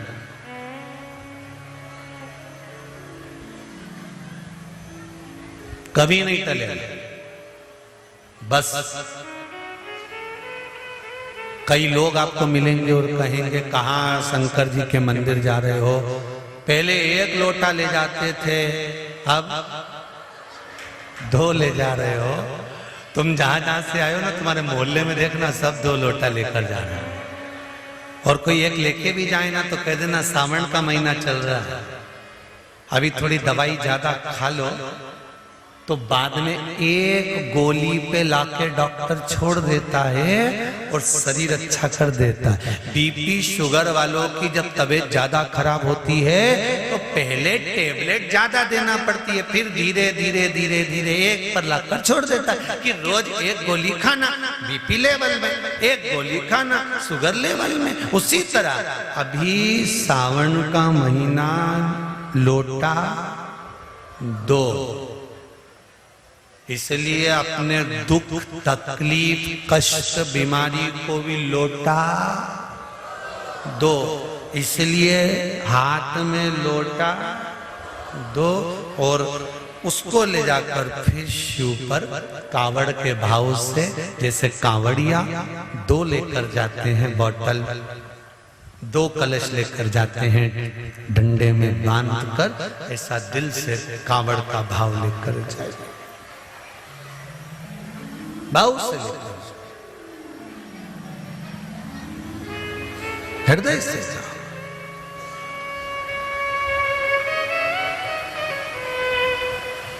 पवित्र नदियों का जल, और पवित्र नदियों का जल नहीं मिलता तो अपने घर का जो परिंदा होता है, मटका होता है ना, घर का जो मटका होता है, परिंदा होता है, घर में जहां रसोई घर में जल भर कर रखते हैं, ये भी गंगा यमुना और सरयू से कम नहीं होता, क्योंकि वहां पर हमारे पूर्वजों का, हमारे पितरों का, हमारे कुल देवी देवता का स्थान होता है। रसोई घर अन्नपूर्णा और शंकर का स्थान है, और जहां रसोई घर में पानी भर कर रखा जाता है वो हमारे पितरों का, हमारे पूर्वजों का, हमारे कुल देवी देवता का स्थान माना जाता है। इसलिए वो परिंदा, वो मटका भी कोई कम नहीं है। अगर नदी का जल नहीं मिल रहा, पवित्र नदी का जल नहीं मिल रहा, आप कांवड़ लेकर जाना चाहते हो, जल में 2 पात्र लेकर जाना चाहते हो, घर का पानी लेकर जाओ, घर के हंडे का जल लेकर जाओ उसके दरवाजे। महाराज शिव कथा कर रहे, सत्य पर जिंदगी जीनी। अंत समय में पुत्र या पूत तुमको नहीं तार सकता, अंत समय में तुम्हारा किया गया पुण्य सत्कर्म तुम्हें तार देगा। शंकर भगवान की आराधना जब माता सती जी ने करी, भगवान शिव को पति बनाने के लिए खूब डराया, खूब लोगों ने कहा क्या चक्कर में पड़े हो, पाए सती क्यों शिव की आराधना कर रहे हो, क्यों, किस लिए?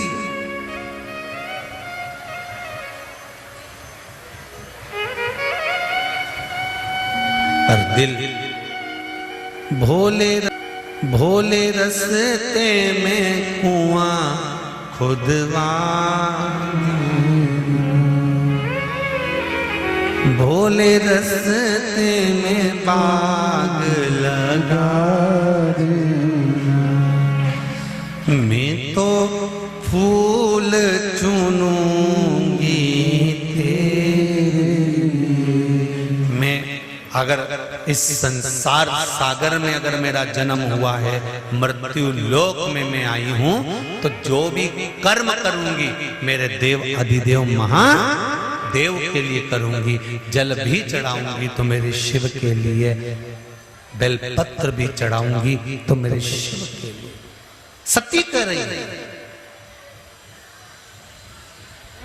दक्ष प्रजापति ने समझाया, सती विवाह मत कर, शिव के साथ तुझे नहीं परिणाऊंगा, शंकर के साथ तेरी शादी नहीं करूंगा, मैं नहीं विवाह करूंगा शिव के साथ। सती मैया अपने पिता दक्ष प्रजापति को समझा रहा। पिताजी,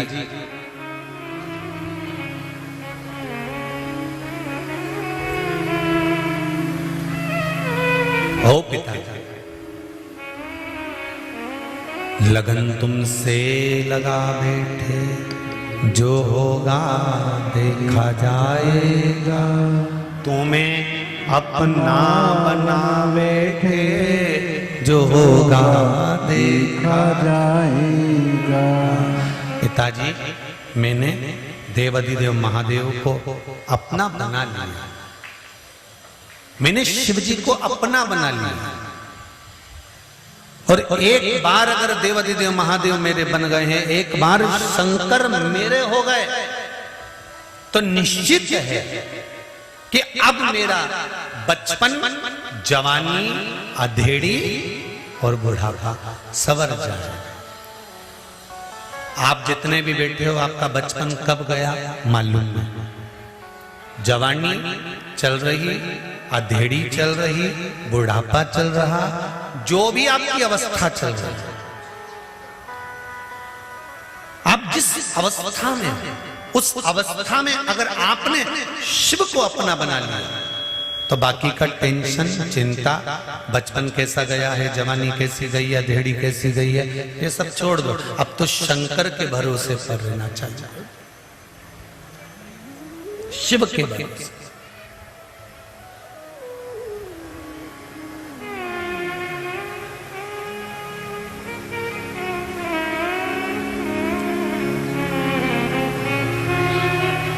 आप सबका घर किसी नल्ले के पास में तो नहीं है, नाले के पास। यदि घर नाले के पास होगा और पानी बहुत तेज गिर गया, जम के तो बोलो, नींद आएगी क्या रात को? और वो नाला भी गंदा, उनमें इतना गंदा पानी आए न, पूरे गटर का पानी, पूरा गंदा पानी उस नाले में से निकल कर जाए, तो क्या करोगे भैया? मकान बनवाना तो थोड़ा नाले से जम के तो बोलो दूर बनवाना। ये गंदा नाला बहकर जाता है, और यदि ये गंदा नाला बहकर जा रहा है, अगर इसका पानी हमारे यहाँ आएगा तो हमारा तो घर पानी में बह जाएगा, टूट जाएगा। इसलिए नाले से घर दूर बनाया कि गंदा नाला बहकर जाता है। पर कहीं कहीं का लोभी जो व्यक्ति होता है, वो नाले में ही दो पांव खड़ा करके ऊपर भी छत छत डाल देता। फिर होता क्या? जो बारिश आई और पानी भराया और घर का दोनों पाया तो गया ही गया, और आधा घर भी उसमें बह गया। गंदे नाले से घर को दूर बनाया जाता है, उसी तरह संसार में कोई गंदा व्यक्ति है, चुगली करने वाला, निंदा करने वाला, बुराई करने वाला, छल करने वाला, प्रपंच करने वाला, कपट करने वाला, बेईमानी करने वाला, तो इससे थोड़ी सी दूरी बनाकर रहना। अगर इसके साथ ये दो पांव रख दिए ना, तो समझ लेना कि पूरा बर्बाद कर कर छोड़ेगा। जब तक तू बर्बाद नहीं होगा तब तक ये छोड़ने वाला। हंस ने कौवे से कहा, कौवा बोला हंस मुझे भूख लग रही है। हंस गया मोती लेकर आ गया, ले रे कौवे खा ले। कौवे ने जो मोती मुंह में रखा था उसकी जो चोंच थी वही टूट गई। कौवा बोला लो हो गया कल्याण। तुम ये खाते हो? हंस बोला हाँ हम तो मोती ही खाते हैं। मोती? हाँ ये कोई खाने की चीज है? और नहीं तो हंस हैं हम तो मोती ही चुगते। हो अब कौवा की चोंच चली गई। बड़ा परेशान, बड़ा दुखी, बड़ा तकलीफ, बड़ा कष्ट। थोड़ी देर बाद कौवे ने हंस से कहा कि गला पकड़ रहा है। कौवे ने हंस से कहा कि तुम मेरे साथ चलो, अब तुम्हें मैं लेकर चल। कौवा हंस को ले गया। शमशान में रहता था बड़ के पेड़ के ऊपर। कौवा बैठ गया हंस को लेकर। अब हंस ने कहा कौवे मुझे भूख लग रही है। कौवा का भी लेके आया। एक मरा हुआ कुत्ता पड़ा था उसका मांस उठा कर लिया। ले हंस, हंस के जिंदगी में मर जाऊंगा पर ये गंदी चीज नहीं खाऊंगा। हम हंस हैं, हम हंस हैं, मर जाऊंगा पर गंदी चीज नहीं खाऊंगा। दोनों बात कर रहे थे। कौवे के मुख से मांस का टुकड़ा नीचे गिर गया। मांस का टुकड़ा जैसे नीचे गिरा और मांस का टुकड़ा नीचे गिरते ही मांस का टुकड़ा नीचे गिरते जैसे ही मांस का टुकड़ा नीचे गिरा एक राजकुमार के ऊपर पड़ गया। राजकुमार के ऊपर जब मांस का टुकड़ा पड़ा, राजकुमार ने धनुष और बाण उठाकर जो फेंका वो कौवे को मारने के लिए। कौवे को तो नहीं लगा, हंस को लग गया। कौवा भाग गया, हंस नीचे गिर गया। राजकुमार ने हंस से कहा हंस देव मैंने तो कौवे को बाण मारा था, कौवे के लिए छोड़ा था, तो बाण आपको लग गया, आप क्षमा कर दीजिए, आप क्षमा करिए। हंस कहते हैं युवराज गलती तुम्हारी नहीं है, गलती मेरी है, गलती मेरी है। आवाज फैल रही है ना, इसको सुकोड़ के थोड़ा सा करो सही। गलती मेरी है।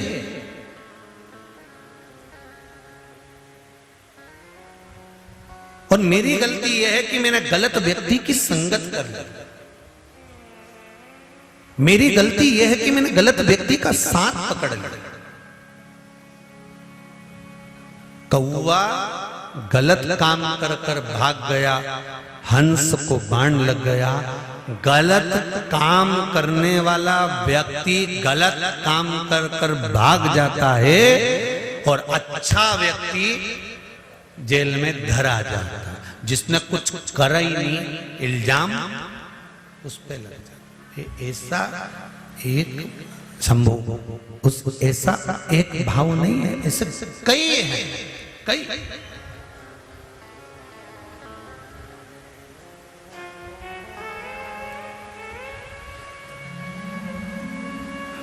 गलत व्यक्ति के साथ अगर आप अपना संबंध रख रहे हैं, गलत व्यक्ति के साथ आप अपना संबंध जोड़ रहे हैं, गलत मित्र के साथ में अगर आप रहना चालू कर रहे हैं, तो एक ना एक दिन वो आपको बर्बाद कर कर जीरो पर लाकर छोड़ देगा।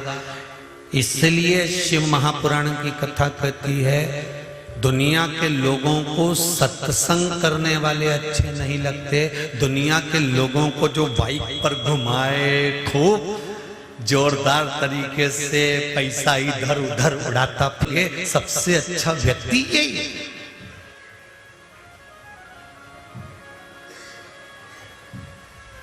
सबसे अच्छा व्यक्ति यही है।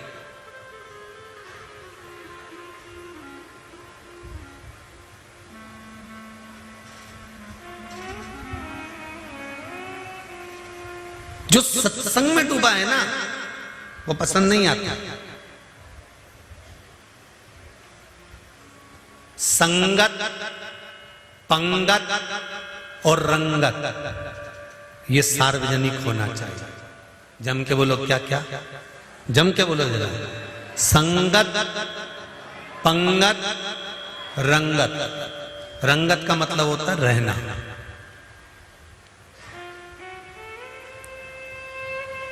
संगत किसी एक जाति की नहीं होती। सद्गुरु, संत, साधु, सन्यासी, तपस्वी, एक कथाकार, एक व्यास वक्ता, एक प्रवचन देने वाला, एक भगवान की भक्ति में डुबोने वाला, ये कभी नहीं कहेगा कि ब्राह्मण को मैं सुनाऊंगा, कि वैश्य को सुनाऊंगा, कि क्षत्रिय को सुनाऊंगा, कि शूद्र को सुनाऊंगा। गुरु नानक देव ने कहा पंगत, संगत और रंगत सब के लिए होना चाहिए।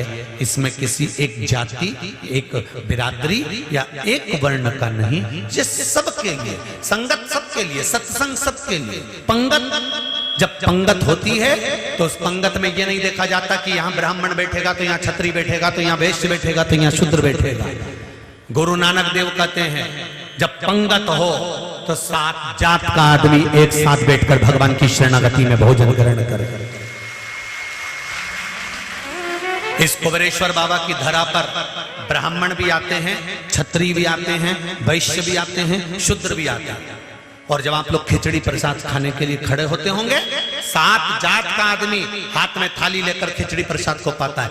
यहाँ ना तो ब्राह्मण, ना क्षत्रिय, ना वैश्य, ना शूद्र, यहाँ तो पंगत एक है।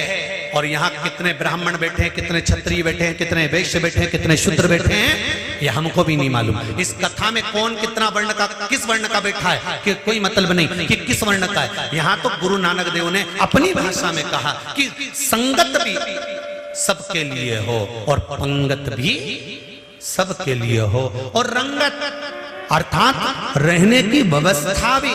ये नहीं कि वीआईपी आया तो इसके लिए ये कमरा होना चाहिए, वो आया तो उसके लिए वो कमरा, नहीं नहीं। रहने की व्यवस्था में भी ब्राह्मण है, क्षत्रिय, वैश्य है, शूद्र है, एक जाजम पर सब आए, बैठें और अपने जीवन का आनंद पाएं। तो कहा जब संगत, रंगत और पंगत एक जैसी सबके लिए हो जाती है तो वहां फिर परमात्मा स्वयं अवतरित होकर आशीर्वाद प्रदान कर कर चला जाता है। जब रंगत, संगत और पंगत एक जैसी हो जाए तो गुरु नानक देव कहते हैं फिर वहां मेरा राम, मेरा कृष्ण, मेरा शिव, मेरा परमात्मा स्वयं आकर विराजमान हो जाता है। फिर वहां छल नहीं रहता, वहां कपट नहीं रहता, वहां बेईमानी, वहां प्रपंच नहीं रहता, वहां समता का भाव है। समता का। शंभु शरणे मानो घड़ी रे घड़ी दुख काटो दया कर दर्शन आपो। समता का भाव। बस जिंदगी की एक बात शिव महापुराण की कि गलत संगति में बैठना भी नहीं और गलत संगति वालों से साथ रखना भी नहीं। मंदिर जाओ, तुम्हारी पड़ोसन जो शंकर का भगत करती हो, भजन करती हो, उसके साथ चले जाओ, और अगर नहीं करती हो तो अकेली चले जाओ। संसार में आए थे तो 2-4 को साथ लाए थे क्या? अरे बोलो तो जम के नहीं।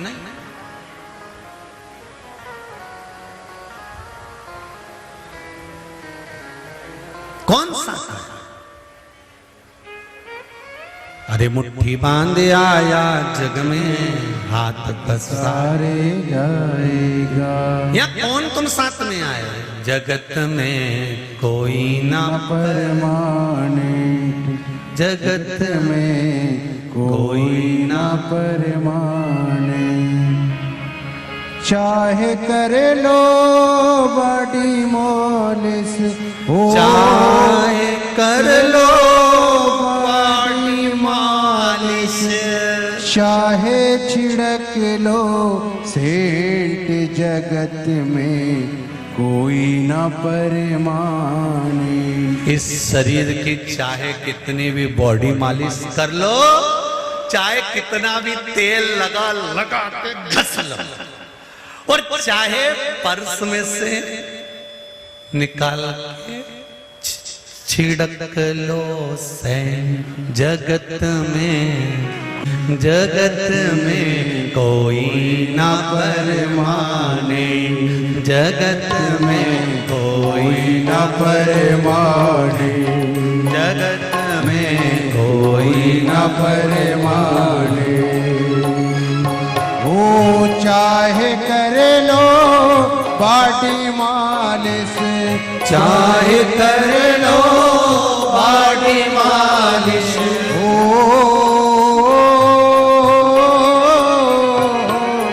चाहे कर लो बॉडी मालिश। देखिए मेरा बेटा बेटी सबसे निवेदन है, बहुत ध्यान से सुनना इस भजन को।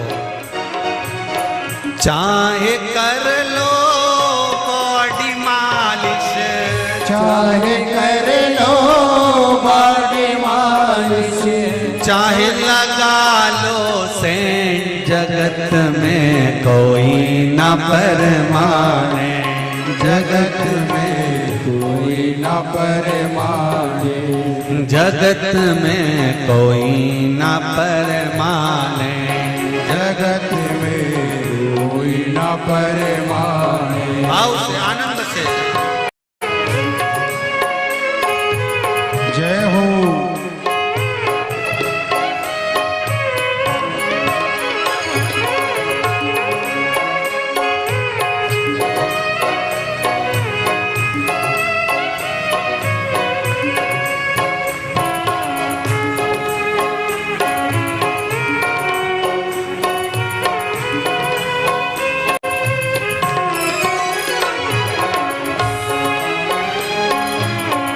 बड़े बाबा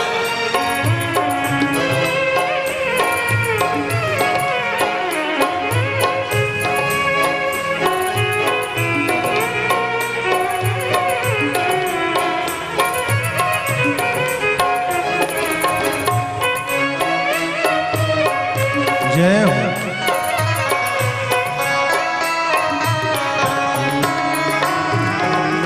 आवागमन लगा दुनिया में, सब है रेस्टोर।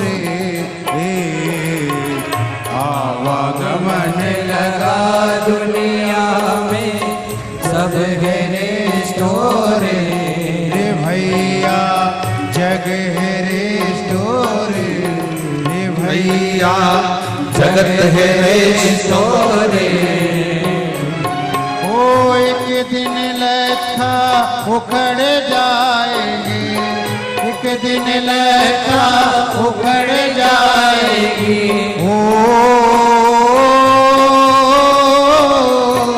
ओ एक दिन लखा उखड़ जाएगी, एक दिन लखा उखड़ जाएगी। तेरे तमो के जगत में कोई ना परमाने, जगत में कोई ना परमाने। चाहे कर लो बॉडी मालिश, चाहे कर लो बॉडी मालिश, चाहे करा लो बॉडी मालिश, चाहे करा लो बॉडी मालिश, चाहे लगा लो सेठ। जगत में कोई ना परमाने, जगत में कोई ना परमाने, जगत में कोई ना परमाने, जगत में कोई ना परमाने। जय हो।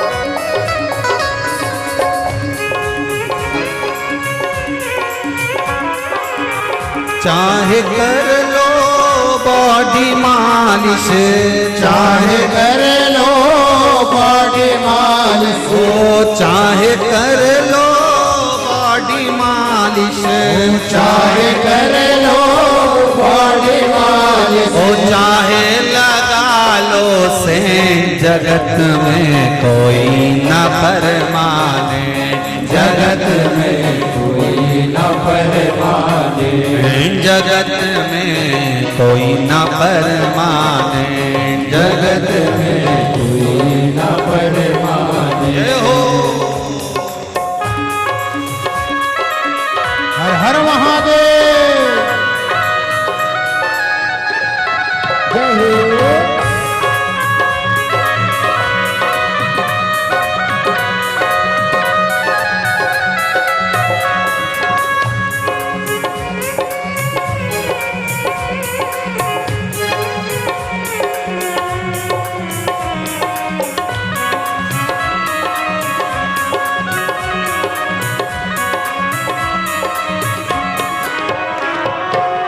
कलकत्ता मुंबई चेन्नैया घूमो दिल्ली केंटेरे भैया, कलकत्ता मुंबई चेन्नैया घूमो दिल्ली केंटेरे भैया, घूमो दिल्ली केंटेरे भैया, घूमो दिल्ली केंटेरे भैया। ओ हर हर बम बम जपते जाओ, हर हर बम बम जपते जाओ, भोले का नाम तुम जपते जाओ, भोले का नाम तुम जपते जाओ, धोती पहनो या पेंट जगत में कोई न परमाने, जगत में कोई ना परमाने, जगत में कोई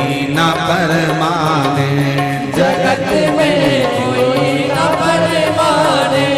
वो चाहे करा लो बॉडी मालिश, चाहे करा लो बॉडी मालिश, चाहे करा लो बॉडी मालिश, चाहे करा लो बॉडी मालिश, चाहे छिड़क लो से जगत में कोई न परमाने, जगत में कोई ना परमाने, जगत में कोई न परमाने, जगत में कोई ना परमाने, जगत में कोई न परमाने, जगत में कोई ना परमाने। और कोई फिक्स होकर नहीं आया। श्री शिवाय नमस्तोऽयं, श्री शिवाय नमस्तोऽयं, श्री शिवाय नमस्तोऽयं, श्री शिवाय नमस्तोऽयं। इस संसार सागर में कोई फिक्स होकर नहीं है। आया है सो जाएगा राजा रंग फकीर, एक सिंहासन चढ़ चले एक बंधे जंजीर। आए हो, सुख भी मिलेगा दुख भी मिलेगा, जीवन की सारी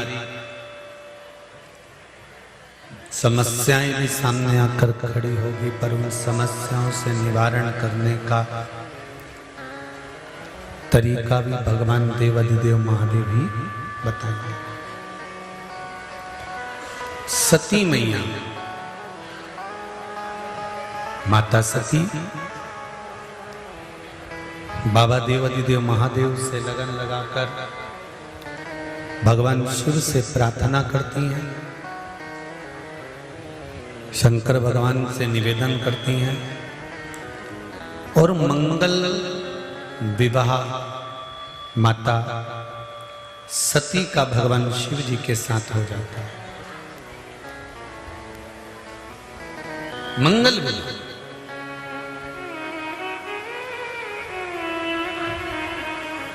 एक बात ध्यान देना जरा,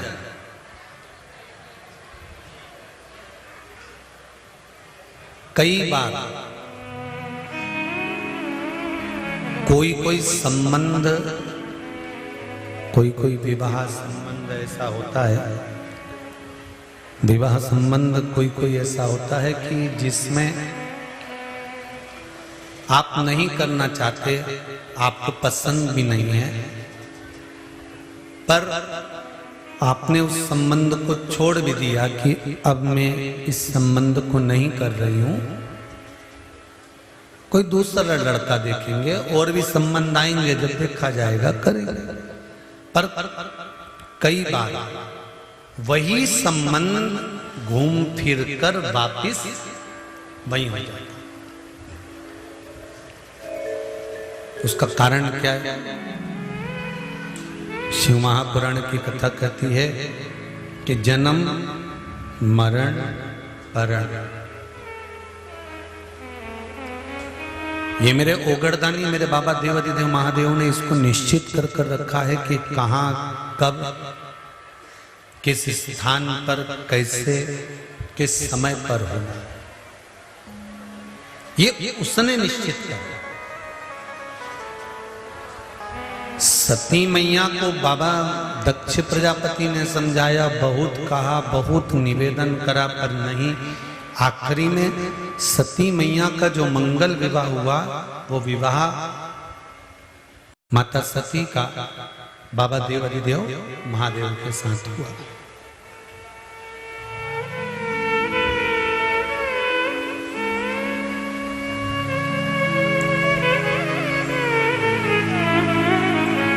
और देखो,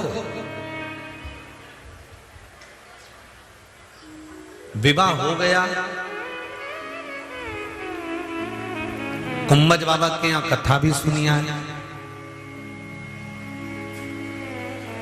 आ गए।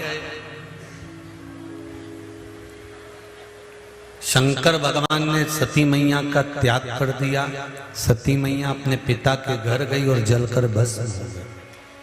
बहुत ध्यान देना जरा इस कथा पर। कई लोग गलत स्मरण करते हैं कि वो केदारनाथ गए थे, अच्छा करने गए थे, प्राण छूट गए। वो अमरनाथ गए थे, अच्छा करने गए थे, दर्शन करने गए थे, प्राण चले गए।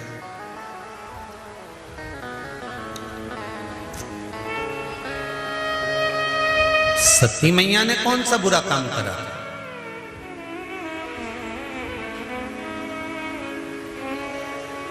सती मैया भी तो कथा सुनकर आ रही थी कुंभज ऋषि के यहां से। एक बार त्रेता जुग माहे शंभु गए कुंभज ऋषि पाए, कुंभज ऋषि पाए। एक बार भगवान शंकर माता सती को लेकर कुंभज ऋषि के आश्रम में कथा सुनने गए। कथा सुनकर वापिस आ रहे थे और बीच में राम जी का दर्शन हुआ। सती मैया ने परीक्षा ली, झूठ बोला, और उस झूठ और परीक्षा का फल यह हुआ कि शंकर भगवान का त्याग हो गया। समझना जरा कथा को। हम तो उज्जैन गए थे, हम तो काशी गए थे, हम तो ओमकारेश्वर गए थे, हम तो नर्मदा नहाने गए थे, हम तो वहां गए थे और ऐसा हो गया। नहीं, उसका कारण है सती मैया कुंभज ऋषि के पास में कथा सुनकर आ रही थी। इन्होंने परीक्षा ले ली। किसी भी तीर्थ में जाओ, किसी भी धाम में जाओ, चाहे तुम उज्जैनी जाओ, चाहे तुम कुबेरेश्वर धाम आओ, एक बात का स्मरण अपने जीवन में रखना, तीर्थ जाते समय भी और तीर्थ में रहते समय भी और तीर्थ में से वापिस जाते समय भी हमसे कोई गलती तो नहीं हो रही। कोई पाप तो नहीं हो रहा, हमने किसी का दिल तो नहीं दुखा दिया, हमने किसी को कष्ट तो नहीं दे दिया, हमने कहीं किसी के नेत्रों में जल तो प्रदान नहीं कर दिया, हम तीर्थ भी गए तो कहीं हमने परीक्षा तो नहीं ले ली।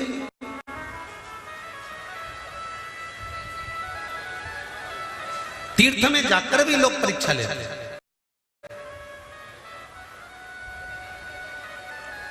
कई लोग कुबेरेश्वर धाम आते हैं ना, हम परीक्षा लेते हैं। हम भी तो देखें आखिर है क्या, क्यों लोग इस पगले के चक्कर में पड़े, हम भी तो देखें कारण क्या। और जब वो यहां आते हैं कुबेरेश्वर धाम में, दरवाजे से प्रवेश करते हैं, यहाँ पर ना तो कोई बेल मिले, ना कोई बभूति मिले, ना कुछ मिले, ना कुछ मिले। यहाँ तो गौ माता को चारा खिला दो बड़े प्रेम से, या फिर बैठे कंकर शंकर की पूजन कर लो और खिचड़ी प्रसाद पाओ और अपने घर जाओ। अब यहाँ कुछ तो मिले नहीं इनको कि कुछ यहाँ पर कोई ज्योतिषी होती हो, किसी और वाला महाराज कोई पत्रिका देता हो, किसी और वाला महाराज यूं यूं करके फेंक देता हो, तो यहाँ तो कुछ भी नहीं हो। यहाँ तो केवल एक काम है, सारी समस्या का हल एक लोटा जल। यहाँ तो एक बात है कि तुम भले मत आओ, अपने गांव में रहो, नगर में रहो, शहर में रहो, मोहल्ले में रहो, जो तुम्हारे गांव में मंदिर हो, तुम्हारे पड़ोस में मंदिर हो, वहां एक लोटा जल चढ़ा।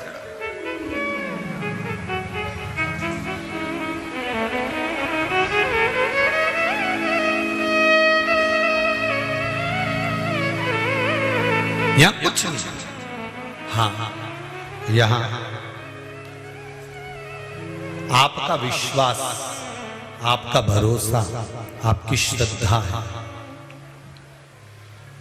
सती मैया ने ये विचार करा, सती मैया ये विचार कर रही हैं, सती मैया ये सोच रही हैं, विचार कर रही हैं सती माता कि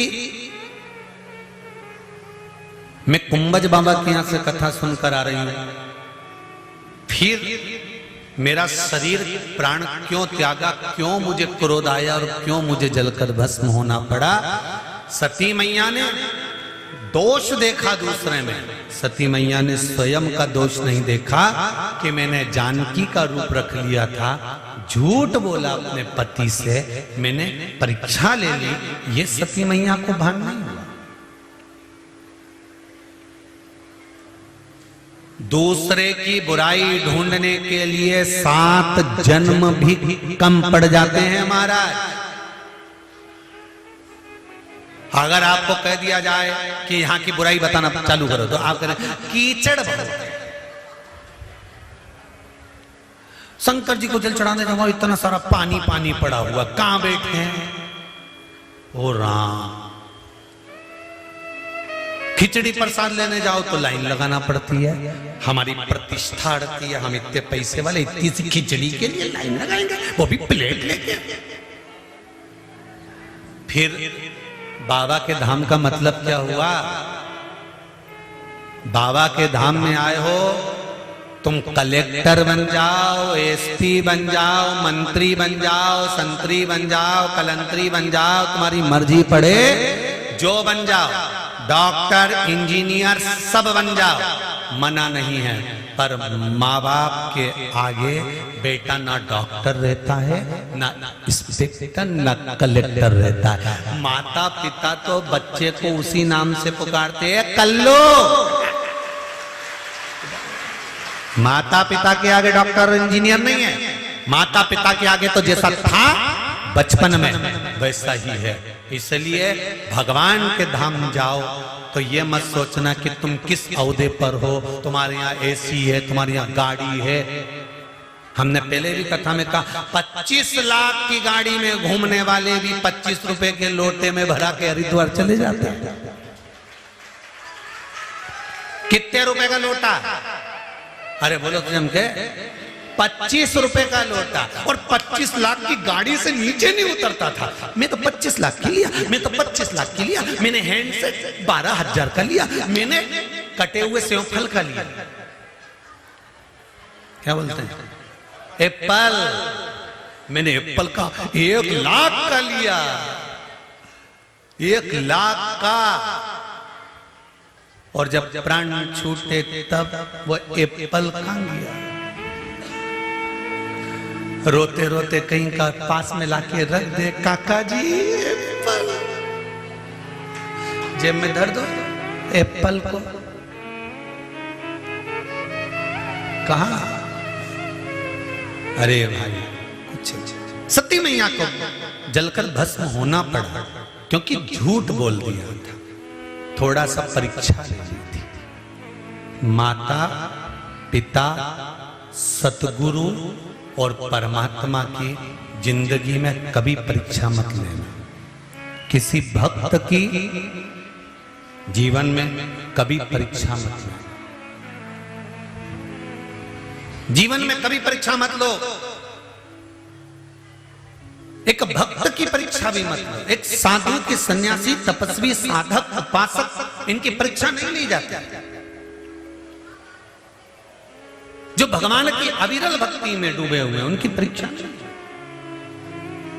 श्रावण शिव महापुराण की कथा कहती है भगवान की अविरल भक्ति का भाव प्रकट कर। अविरल भक्ति का भाव प्रकट कर। शिव पुराण कर रही है भगवान देवादिदेव महादेव का चरित्र कर रहा है। सती मैया दक्ष प्रजापति के यहाँ जलकर भस्म हो गई। भस्म होकर पार्वती का रूप धारण कर लिया। पार्वती बनकर हिमालय राज के यहाँ प्रकट हो गई। मेना, धन्या, कला ये पितरों की 3 बेटियां हैं जिनके घर में 3 देवियां प्रकट हुई। मैनावती के सुंदर गोदी में माता पार्वती है। देव ऋषि नारद आए और नारद जी ने ज्ञानोपदेश देकर माता पार्वती जी के गुण तत्वों को श्रवण करा दिया। माता पार्वती के गुण तत्वों को कहना प्रारंभ कर दिया। पति मिलेगा, ऐसा मिलेगा, सब सुना। और माता पार्वती जब थोड़ी सी अवस्था धारण करी, भगवान शंकर को पति बनाने के लिए खूब तप साधना करी। नाच रही पर्वत शिव को पति बनाने दो, शिव को पति बनाने को ओ गोरा पति बनाने